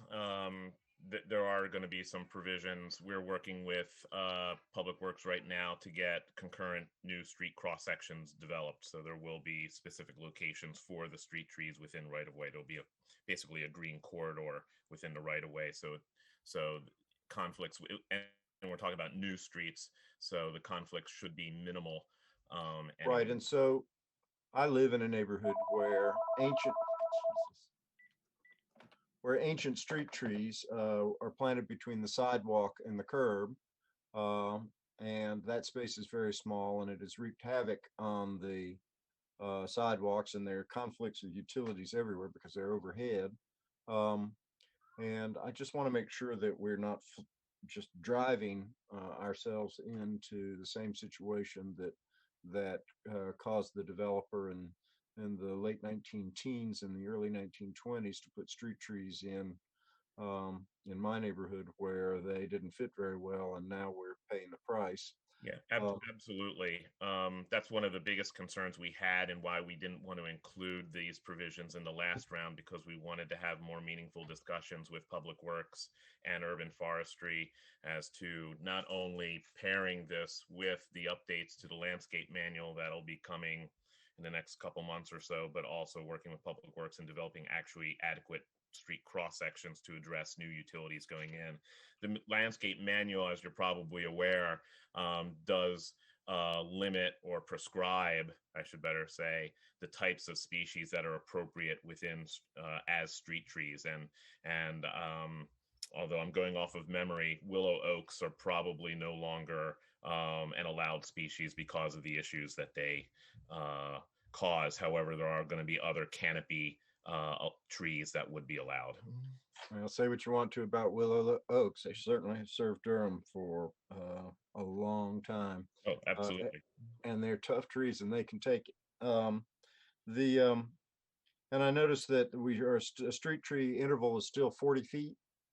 It is, and it's reduced to 30 feet for if you're using non-canopy trees for understory trees. And that was a change that was made in the last round. And are there any circumstances, Michael, where we are allowing new subdivisions to come in with overhead electric and other communication utilities? We're not really seeing that. I can't say for certain that it's happening, but it's more of I believe our ordinance discusses underground utilities, and it's usually, unless Duke finds it better to do, usually your utilities are going underground. But it's still possible that they're overhead. I can't say it's not impossible. I can't say that. All right. I haven't really seen any, but no, I haven't either. I can't say that I made a comprehensive survey. I'm going to vote for this. I have those concerns. It's certainly better than what we have now. And I was in, like I said, driving around in Fendel Farms and the Del Webb projects not so very long ago. And I saw the trees in places I thought were silly, quite frankly, right up where trees that have the potential of becoming quite large, planted within a few feet of the foundation of houses, just seems to me to be unwise, and those trees are ultimately going to get cut down. It's not what we need to do. We need to make sure that when we require street trees, they are a solution for street tree plantings that will at least last out the natural life of the tree. Sure, absolutely. So I'm for this, and thank you for your work. Thank you. And just to address your concerns, we'll run that language through the attorney's office again. We hadn't heard any comments about it from them, but we'll take another look at it and address it. Yeah, it's a song I sing all the time. They're tired of hearing it. Great, thank you. Commissioner Baker. Yeah, thank you. I'm voting for this, of course. This is one of those issues that comes up over and over and over again. And has come up for a very long time, and so many members of the Planning Commission have been advocating for street trees since I joined about 2 years ago. You know, I often think about whenever we see a proposal, kind of what's being proposed, but I also think about what's not being proposed. And you know, while I'm celebrating this proposal, this text amendment, I'm also thinking about the thousands of miles of streets that we've developed over the past several decades that lack street trees or that lack adequate amounts of sidewalk. Two big things that were changed over the past year and a half. And then thinking about what's the next frontier, what's the next thing we're going to change to make sure that we're building more sustainable communities. So I'm very happy to see the street trees coming forward, and I'm excited about what we're going to be working on next. So thank you. Thanks, Commissioner Baker. Commissioner Amendolia. Thank you, Chair Busby. Yeah, I'll be brief.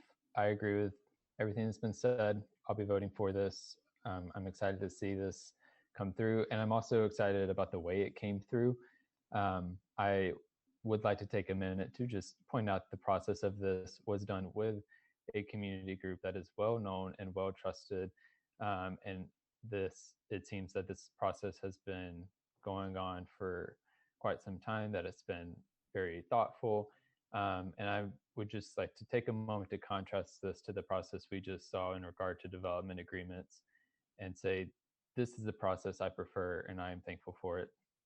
And I will be voting yes. Thank you, Chair. Thank you. Commissioner Baker, would you like to make a motion?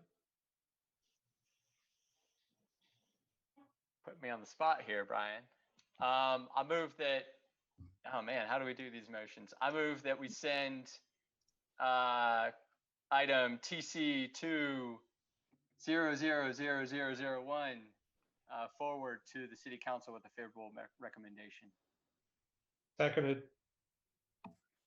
Great. Moved by Commissioner Baker, seconded by Commissioner Morgan. Didn't mean to put you on the spot. I wanted you to enjoy the moment. This is a big one. And we'll have a roll call vote, please. Yes, Commissioner Alturk, Yes. Commissioner Amendolia, Yes. Commissioner Baker, Yes. Chair Busby, Yes. Vice Chair Kinchin, Yes. Commissioner Lanfried, Yes. Commissioner Lowe,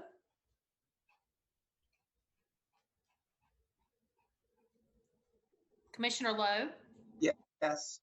Okay. Yes. Okay. Yes. Commissioner McIver Yes. and Commissioner Miller, Yes. Commissioner Morgan, Yes. and Commissioner Williams. Yes. Okay, it's unanimous 11-0. Thank you.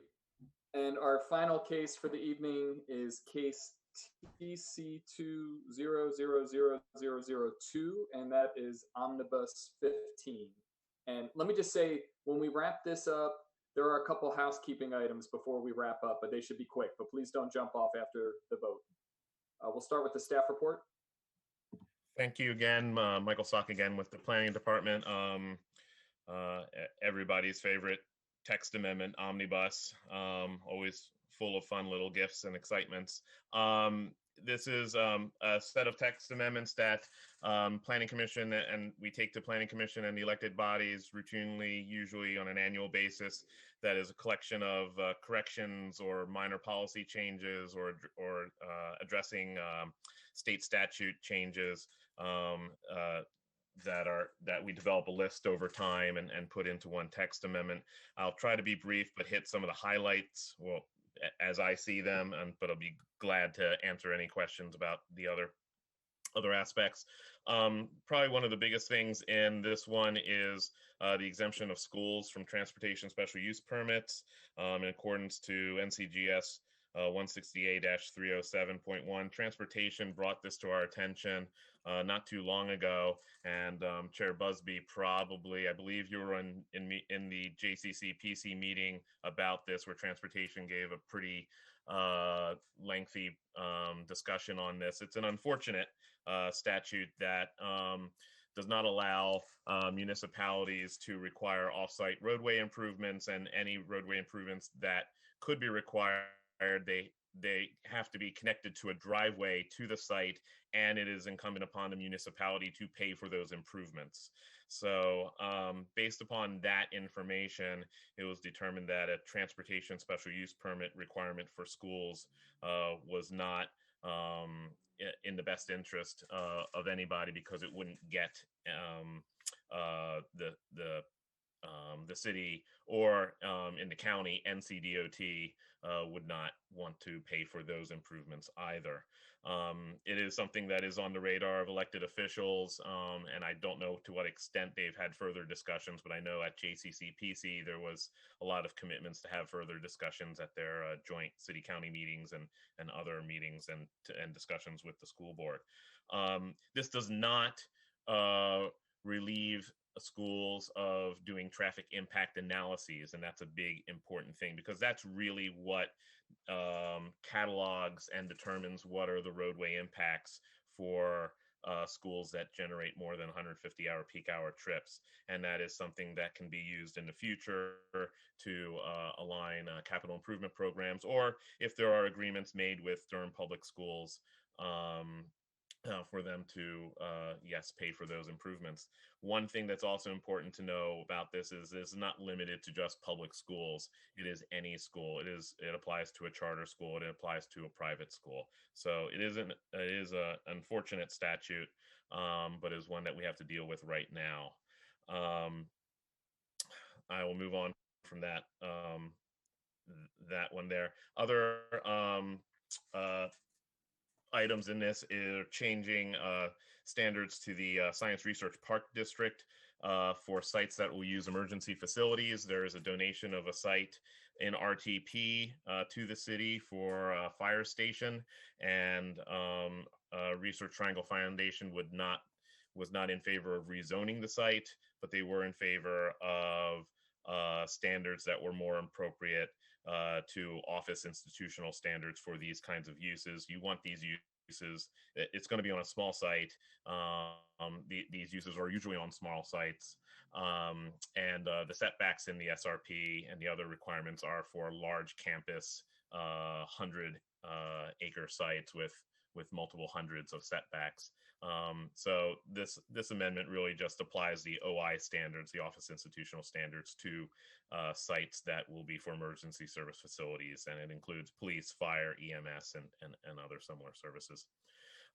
In Article 6, we are revising the RC district to remove the distinctions between core and support.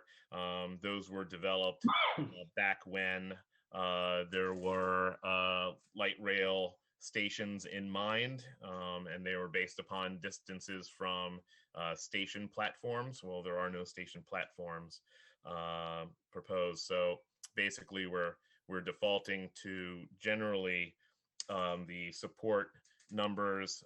We are allowing for at least in the proposal for the height that would normally be allowed for core, but we are maintaining the 150-foot kind of transition area that would only allow for a 45-foot height. So that is being maintained. Trying to think of other instances that are of suitable note. One other thing in the environmental protection, this was brought by our Stormwater Services Division, just updating the riparian buffer standards in regards to old historic pipe streams, and to align the buffering requirements to state requirements, and also aligning the buffering rules to the Waters of the United States rules. I don't have anybody from Stormwater here to address that in particular, but that's basically the gist of those requirements. And those are basically the highlights. The other ones are generally technical corrections or some minor changes to allow for density credits for public facilities, or to relieve certain types of to relieve single family and two family subdivisions in the RUM district when they're adjacent to or across the street from other single family or two family developments. So just trying to keep that like development in mind. Again, I hit on the highlights as I see them. I'll be happy to answer any other questions, and I was trying to keep it brief. I don't know if I succeeded. Thank you very much. Thank you, Mr. Stock. We will open the public hearing. No one signed up in advance, but there is one member of the public with their hand raised. So if you are able to unmute yourself, we'd love to hear your thoughts.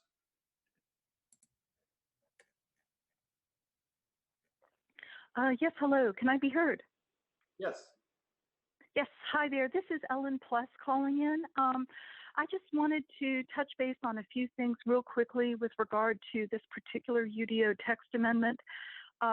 First of all, I noticed that Mr. Stock just mentioned that typically we see these omnibus text changes occur, I think he said usually on an annual basis. However, City Council only just approved Omnibus 14 3 months ago on June 15th. And here is Omnibus 15, and this just seems awfully fast. It's only been 3 months. I'm wondering if it might be possible to have a little bit more time to consider what these kind of stacking UDO text amendments could mean for Durham, just given that they're coming. We've had a number of multifaceted UDO text amendments that have been pushed forward lately. And it almost feels like we're writing some of the code for the new comprehensive plan before other parts of that plan have been finalized. I could be wrong about that, but it just seems like there's been an awful lot of code change. I personally don't really understand the proposed changes regarding the residential compact districts, and I'd be really curious to hear any discussion that you all might be willing to bring to that. On Article 6, the district intensity standards, the proposed revision to 6.3, I'm wondering with regard to that, in areas within Durham that are zoned residential suburban, but that are currently located within the urban tier, didn't we just negotiate height to setback ratios only last year during the expanding housing choices text amendment process? And if so, would this be within those areas, again, those RS areas in the urban tier, would this kind of be like a rollback to some of those height to setback ratios that were discussed then? It could be that I'm wrong about that. I just wanted to float that out for you all to look at if that's an issue. Again, I want to make sure that everything that we do is consistent with the comprehensive plan vision, which states that we're supposed to be promoting the identity of our district neighborhoods by encouraging design elements and public facilities appropriate to the character of each area. And of course, in some areas of Durham, setbacks are a part of that, and height obviously is a part of that. Also in section 6.12, the computation of measurement, I'm just wondering, were rights of way not previously considered in density calculations? And if that is going to be something that's going to be changing, I just wanted to put out, it'd be really useful to have a table that might illustrate what the potential impacts from this change would be in different zoning districts, to kind of make it a little bit more relatable for individuals looking at this. And lastly, with regard to revisions in Article 8, I'm just wondering if the Environmental Affairs Board has had the opportunity to review this. Thank you so much. Thank you, Ms. Pless. I appreciate it. If anyone else would like to speak, if you can raise your hand.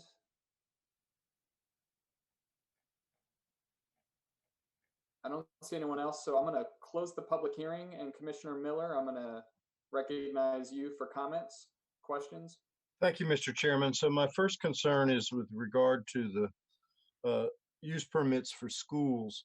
I understand that the statute prohibits us from imposing upon schools improvements, but the use permit is more than just the ability to tailor making and impose improvements as conditions to a use permit. It's also it's a yes or no vote. And I believe that there are places where, because of transportation problems, especially since we're going to be doing the studies anyway, where we might decide that not to issue the use permit and consequently not to allow the school in that location. Not all use permits have conditions attached to them. And my understanding of the statute is it stops the conditions. It doesn't stop the up or down vote. I would like to keep use permits for schools, but clarify that consonant with the statutory requirements, the Board of Adjustment would not be able to impose conditions on the school that related to transportation or right-of-way improvements. I think it's going too far to throw use permits out altogether, because I think that essentially what you wind up with is the school board deciding where schools will go, and not necessarily fitting it into a larger question of planning for the area and for the facilities. I think the Board of Adjustment ought to be able to say no.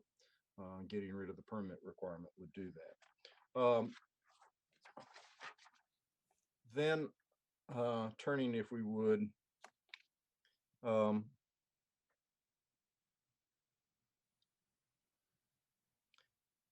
not sure. So I'm in Article 9 now. Oh, strike that. Let's go to the support thing. I understand that under our current system in the residential in the compact neighborhood area, we've got a system of step down development intensity, where we have a core that it's based upon a radius around the station platform, and then beyond that is the support area, and then depending upon what the support area butts up to, there might even be a further step down within that 150 feet.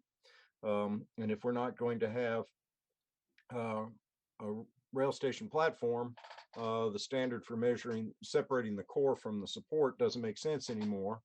And so I understand why we need to deal with that. My own observation is that we're not making the support the default, we're making the core the default. We're encouraging a higher development intensity in areas that no longer relate to a rail-based transit plan. And that troubles me. If I was going to change this and leave this zone in place, I would just default to support or come up with another way to incorporate a core concept there. But I think the larger question is we now have compact neighborhood tiers all over the place based upon a transit system that isn't coming.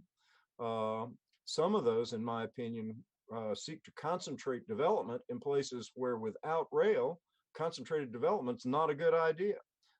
Farrington Road is one of those places where I don't think we can run enough buses in and out of there to make that a really good place for the types of development concentration that the compact neighborhood tier idea has. I think that if I was going to make this change, I would make the support the default across the board, which means that we would surrender in places that some potential for core type development intensity, but then go back and look at the places that we have laid out as compact tiers, neighborhood tiers, and decide whether or not these are in the new world that has no rail, whether these are places where we want to concentrate development. It seems to me that rather than to just put a patch on it, continue to develop in these areas where we're not going to supply the kind of public transport or transit that supports the intense development is just bad planning. So I cannot vote for this omnibus change with that change in it the way it's written.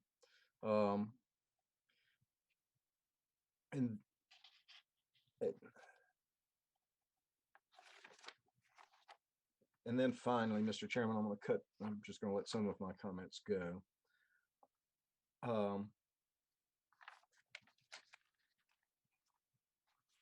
The last business is about street names. And it basically says,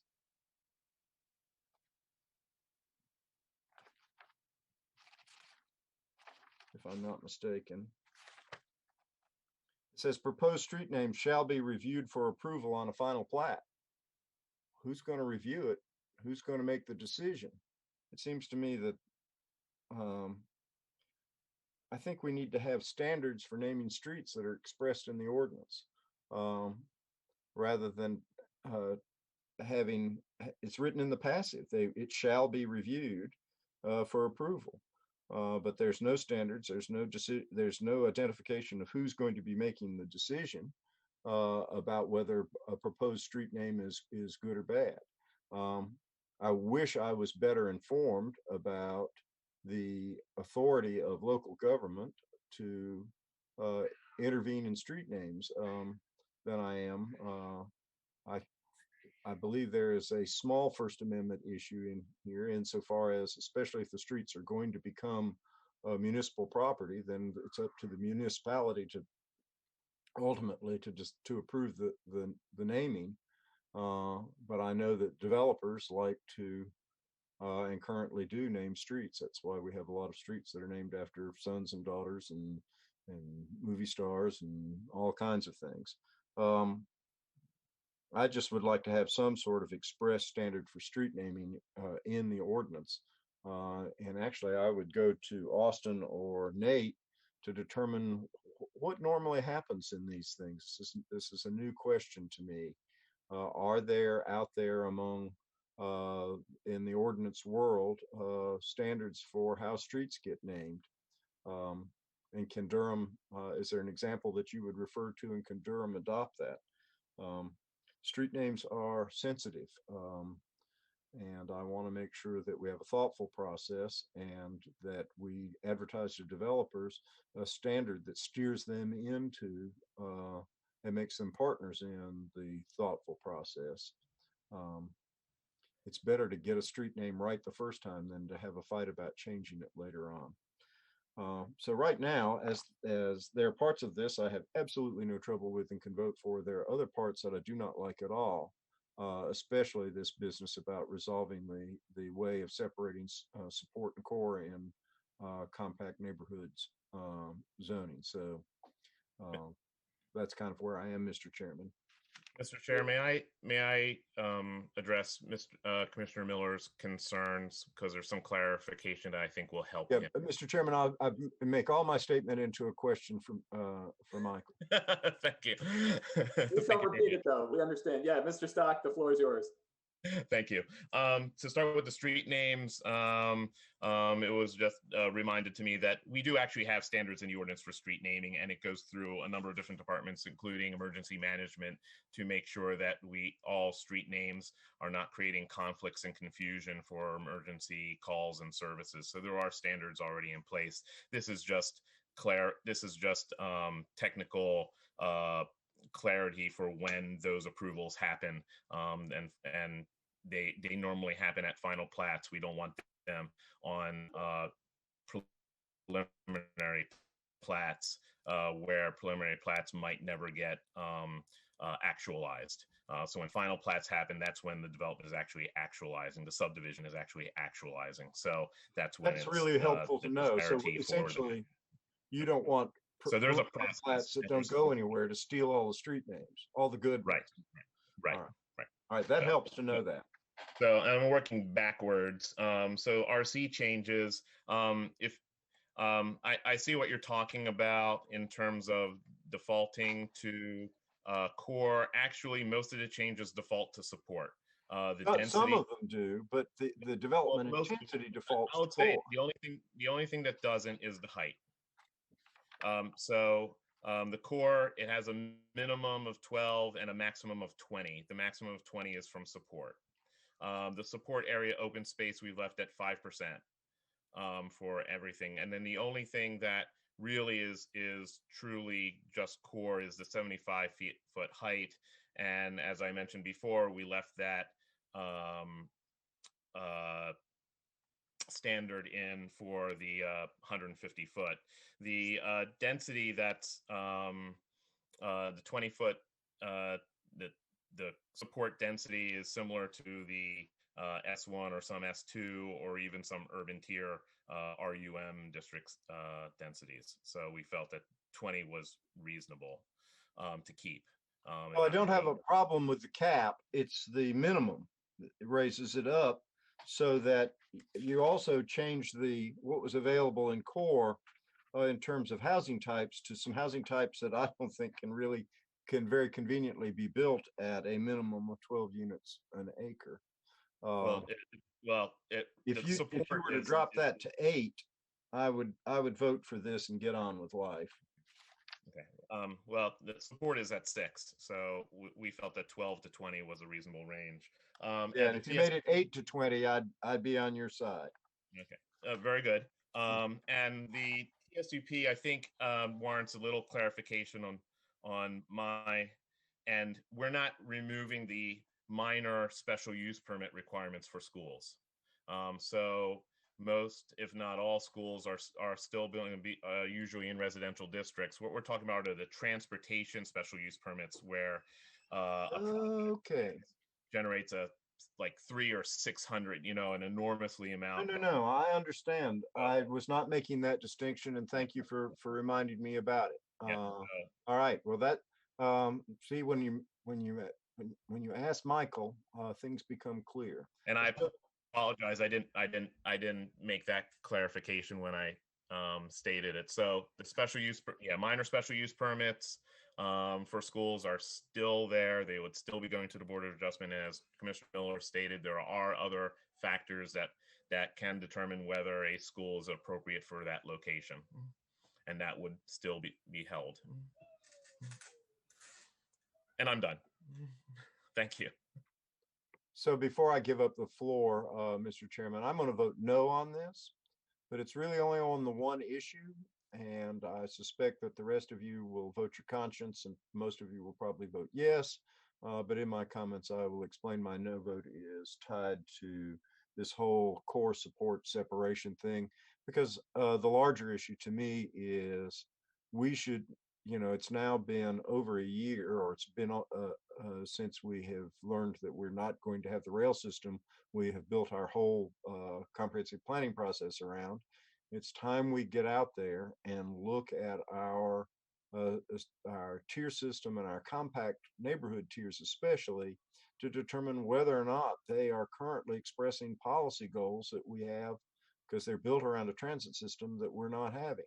And we're building these little mini concentrations of development in at least one place that I can think of, where if automobile travel is going to be the transit system that is going to serve these places, we have a mess that we can't fix, especially at Farrington Road. I just don't see how you can add pavement to justify that Farrington Road compact neighborhood tier without rail, and it is a without rails system right now. Thank you. Thank you, Commissioner Miller. The only thing I was going to add, I don't see anyone else asking to speak. So Commissioner Miller, I'm going to hand it back to you in a moment to make the motion. But I personally like getting these amendments more frequently. I think it helps us to kind of stay current. I think they're easier for me, and I'm sure for the public to digest. So getting these massive updates can be really daunting and can really take a huge amount of time and create a lot of confusion. So I kind of like these mini updates from my personal perspective. Commissioner Miller, I hear your perspective. I am going to plan to vote for it, but I understand why you're voting no. With that, I'll hand it to you to make the motion. And before I do, I'll throw in one of the things that I would like to have, and this is responding a little bit to what Ellen suggested, and it was something that occurred to me as I read it. It would be nice, and I realize we have full agendas, it would be nice to be briefed on these at an earlier meeting before it comes to us for the hearing. That way, maybe in the briefing, I will get some of my questions resolved more effectively than I have been doing, because I took up time today just getting clarification that the rest of you did not need. So with that in mind, Mr. Chairman, if I may, with regard to TC 2000002 Omnibus 15, I recommend that we send this forward to the City Council and the Board of County Commissioners with a favorable report. Second. Properly moved and seconded. We'll have a roll call vote, please. Commissioner Alturk, Yes. Commissioner Amendolia, Yes. Commissioner Baker, Yes. Chair Busby, Yes. Vice Chair Kinchin, Yes. Commissioner Lanfrey, Yes. Commissioner Lowe, Yes. and Commissioner McIver, Yes. Commissioner Miller, No. Commissioner Morgan, Yes. and Commissioner Williams. No. Okay, it passes 9-2. Thank you. So just a couple quick, thank you, Mr. Sack. A couple quick housekeeping items. We should come back and let's make a motion and have a vote to excuse Commissioner Johnson. And if someone is willing to make that motion, I'd appreciate it. Chair Busby? Yes. One recommendation is you could have Mr. Miller amend his motion to excuse Commissioner Durkin and add Commissioner Johnson, and then I think we would be really okay. Commissioner Miller? I don't think you can amend a motion that's been passed. Well, maybe not. You're right. So I'm going to move that we excuse commission member. Well, I can do this. I move, having made the motion and voted in favor of it, I move that we reconsider the motion to excuse Commission Member Durkin. Yeah, you can reconsider a motion, and we can reconsider it, and then we can start over again. That's right, and then that would be my intention. So my motion is to reconsider the motion to excuse Commission Member Durkin. May I just ask, does So this have moved. 2 votes? What's I that? didn't understand you. Do we now have to have 2 votes? We have to have a vote to reconsider and then a vote to actually vote on the reconsideration? I don't know. Well, Let's just, yes. I don't think so. I'm looking through the rules of procedure right now, but if we're going to go down that road, let's just have another vote to excuse Commissioner Johnson. Okay, I move that we excuse Commission Member Johnson. Seconded. I got it. Thank you. Roll call, please. Okay. Commissioner Alturk, Yes. Commissioner Amendolia, Yes. Commissioner Baker, Yes. Chair Busby, Yes. Vice Chair Kinchin, Yes. Commissioner Lamfried, Yes. Commissioner Lowe, Yes. Commissioner McIver, Yes. Commissioner Miller, Yes. Commissioner Morgan, Yes. and Commissioner Williams. Yes. Right, thank you. That passes 11-0, 11-0. Thank you. Just 2 quick final things. One is just a reminder, we're meeting again next Tuesday night, and the agenda is now public, and I assume we'll be getting our packets shortly. This will get us back through the backlog. So the good news is when we get to October, we should be back to 1 meeting a month. So Ms. Smith, if you can confirm that. So on the packets, I would have hoped have any of you received your packets yet? They were mailed last week. Wow. Okay. Well, I got my packet for today, Uh-huh. yesterday. Are you serious? I think, let's just put it down to the post office. Wow. Okay. Well, thank you for sharing that, because I did not realize that it was that slow, because we actually mailed the packets for this meeting out the week before last. I know you did, and it was a light agenda, and it was all on it. Yeah. It No, was I'm all glad you online, shared and it that. was no big deal. And life goes on. And with regard to the interval between today and next Tuesday, it's nice to have time to do a load of clothes. Yeah. We'll have to look into that, or I don't know. We may have to start backhand delivering. I don't know. I mean, I love getting my paper version. It's just easier for me because I'm an old guy. But I do not want staff driving around to deliver anything to me. I can get it online if it comes to that. Understood. So back to the packets. I apologize. We'll look into why they're so slow, and maybe we'll just have to start mailing them sooner. At any rate, yes, and everything is online for next week, Chair Busby. And we will have our election of officers next week. That's on the agenda for the 22nd, and I believe there Commissioner Williams has her. Is your hand raised, Commissioner Williams? Yes. Mm-hmm. I was just saying it's probably going to be a delay in packets and stuff because the mail-in ballot thing is starting to really amp up. So I would assume that has some trickle-down effects of things. I was going to say the same thing. I think our packets look like mail-in ballots, and they're probably practicing on delaying. Yeah, maybe so. Thank you for sharing. That probably is what's happening, though, as far as the mail-in ballots. That may have slowed things down. And I believe Chair Busby had another housekeeping issue he wanted to share with you. But when he's done with that, I want to, if you don't mind, I just need 2 minutes of everyone's time when Chair Busby is done. I think he wants to bring up something about our staffing changes. Well, and I 2 things I wanted to mention. Just wanted to remind everyone that this is Commissioner Alturk's final meeting with us. So again, I hope you can come back to a future meeting, and I can work with you to schedule which meeting so we can honor you and thank you for your service. But again, hate to see you go. Congratulations on your new job and moving to Austin.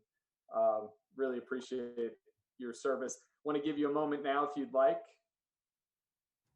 Sure, yeah. Thank you, Chair Busby. Yes, this is sadly my last commission meeting. As you said, I've accepted a job in Austin. And even though I'm not moving right away, I thought this would be a good time to step down. I'll just say it's been an honor serving for these last 4 years. I'm not from Durham and I've only lived here for 6 years. So I'm an outsider, but I really came to love the city and really enjoyed being part of the conversations on the commission and about how to make Durham a better place to live. I've learned a lot from folks on the commission and really thought the best thing about this advisory board is how much it deliberates in a thoughtful way. I know that public hearings sometimes last until 11 o'clock or midnight, but I think that's a good thing. So I'll just close by saying that I think this has become a really strong planning commission that does a great job listening to residents, pushing for equitable development, and a bunch of other things that are really important. And I hope you'll keep pushing the city council, county commissioners, and the planning department on the things that you care about. Yeah, thanks again, everyone. Thank you. Thank you. Yep. And then I also did want to, this is Jamie Lawson's last meeting on staff. Is that right, Grace? So Jamie, sadly enough, we are saying goodbye to Jamie. She's not going far, but she is leaving us in Durham. She's going over to the city of Burlington. Well, Jamie, I don't know if you can come on screen, but thank you for your work over the years. We really appreciate it. Very professional, always did a great job, and got big shoes to fill, but best of luck in your new adventures.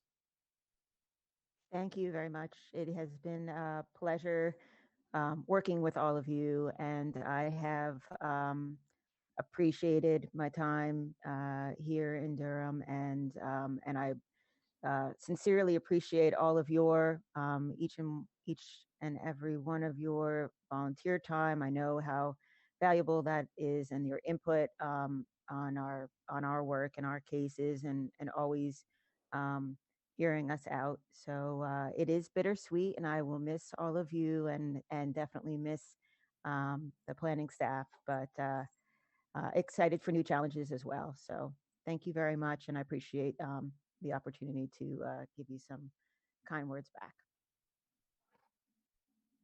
Well, best of luck.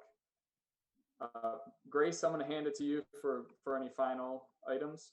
Yes, I just had one last thing, and I promise this won't take but a minute. I think I've sent a couple of emails about written comments, and I realize everyone is busy. I know even if you're not homeschooling a child in your home, you're still busy. You might be taking care of other family members. You have a job to do. Everyone is busy, and this virtual environment is extremely challenging. So we did extend the time frame to receive written comments from everyone. So a couple of things, we can probably extend it out another week and give you 2 weeks after the meeting. So we can do that. And then my other question was, we want to do whatever is easiest for everyone, but we would like to have one mode of receiving your comments. Right now, we're asking that you email them, but some people have expressed a preference to put them in the decision forms. I actually have the decision forms ready already for tonight, and I'm getting ready to mail those to you. And from now on, I could actually mail them ahead of the meeting. If you would rather put your comments in the decision forms, we're okay with that. We just want one or the other. Either email them to us or put them in the decision forms, in the survey forms. And we do ask that if you're not able to submit your written comments, and maybe the item is going to go to Board of County Commissioners or City Council, and you're at the last 11th hour and you want to send them written comments because you did not send them to us to be included in the agenda item, would you please copy the staff if you do that, so that if there are questions that come up at the public hearing about your comments or relative to your comments, we can at least try to answer those. So does anyone have a preference on how you submit your written comments? Because we're going to do whatever's easier for the group. Does anyone have a preference? I prefer to send mine as an email. Okay. I mean, honestly, that's the easiest way for the staff to deal with those comments, but we want to do whatever's easiest for everyone else. So. Because I figured that you're probably just cutting and pasting mine into the council agenda, and I thought that would be easiest for you rather than to translate them out of that form. It is easier. It is much easier for us, but we're willing to do whatever's best for the crowd. So, other comments? Does that work for everyone? Commissioner Lamprey? Yeah, well, just to add, you know, as a new person, I'll admit that I have been struggling to get these in. And that for me, it would be, I think, easier to have just one submission that goes in. I don't want to overburden staff. I know you guys already work so hard, so I won't, you know, make a big fuss about it. And a lot of it is I just need to get used to the process, and I just need to, you know, build better habits. But it was confusing to me that there were two different modes of submitting comments, and I wasn't sure why that was. So if it could just be one form, and we could even be, if we're in this virtual environment, kind of building our notes as we go through the meeting, you know, I think some of us might be more likely to actually submit something in a timely manner with that mode. So I'll just put in a plug for that. We will certainly consider if we can accept them both ways. It's just managing them and trying to keep track of them is the challenge. But does anyone else want to add to this discussion so that we're trying to make it easy and better for everyone, honestly. I mean, I was doing what Commissioner Lamprey was just suggesting, but they weren't always getting in, and then I just got overwhelmed with the number of meetings. So I've just been saying I can't write comments for a bunch of these meetings. I'm hoping to get back on track, but I say that so other commissioners might feel a little better. It's been a lot as we've been meeting every other week. Would it help, Grace, to know if a commission member is only going to respond on the form and is not also going to send with email comments? Would it help to know so you're not whipping in comments that commission members never intended to write in the first place? Yes, if we end up going with both options, we'll probably set some parameters so that we know whether or not you want us to copy your comments out of the decision forms, because the decision forms really were never meant to be the written comment forms. Right. You know, we went to this virtual environment and it kind of threw everything for a loop. So let us do we'll go back to the drawing board and do some thinking. I think what we'll go ahead and do is in the interim, give you guys 2 weeks, give everyone 2 weeks from the meeting date to get your comments to us for right now until we get caught up and feel a little better about things. And if we can do both, maybe what we'll do is what you'll do is you'll have a preference, and that's what you have to stick with. Once you choose which mode you're going to do, you have to stick with it. And then when the deadline passes, that's it. We can't help you. But if you're, sorry, but if you're going to, my last request, and this is on behalf of the staff, if you're going to send your comments to the elected officials directly, please copy us, because it's very hard for us to answer or respond to any of your questions if we don't know that you've sent comments. So they're your comments and free to send. We would just like to have a copy.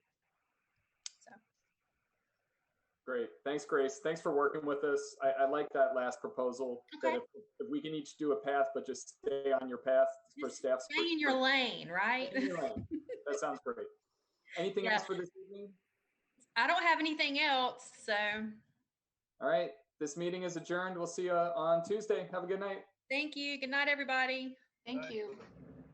All right. All right.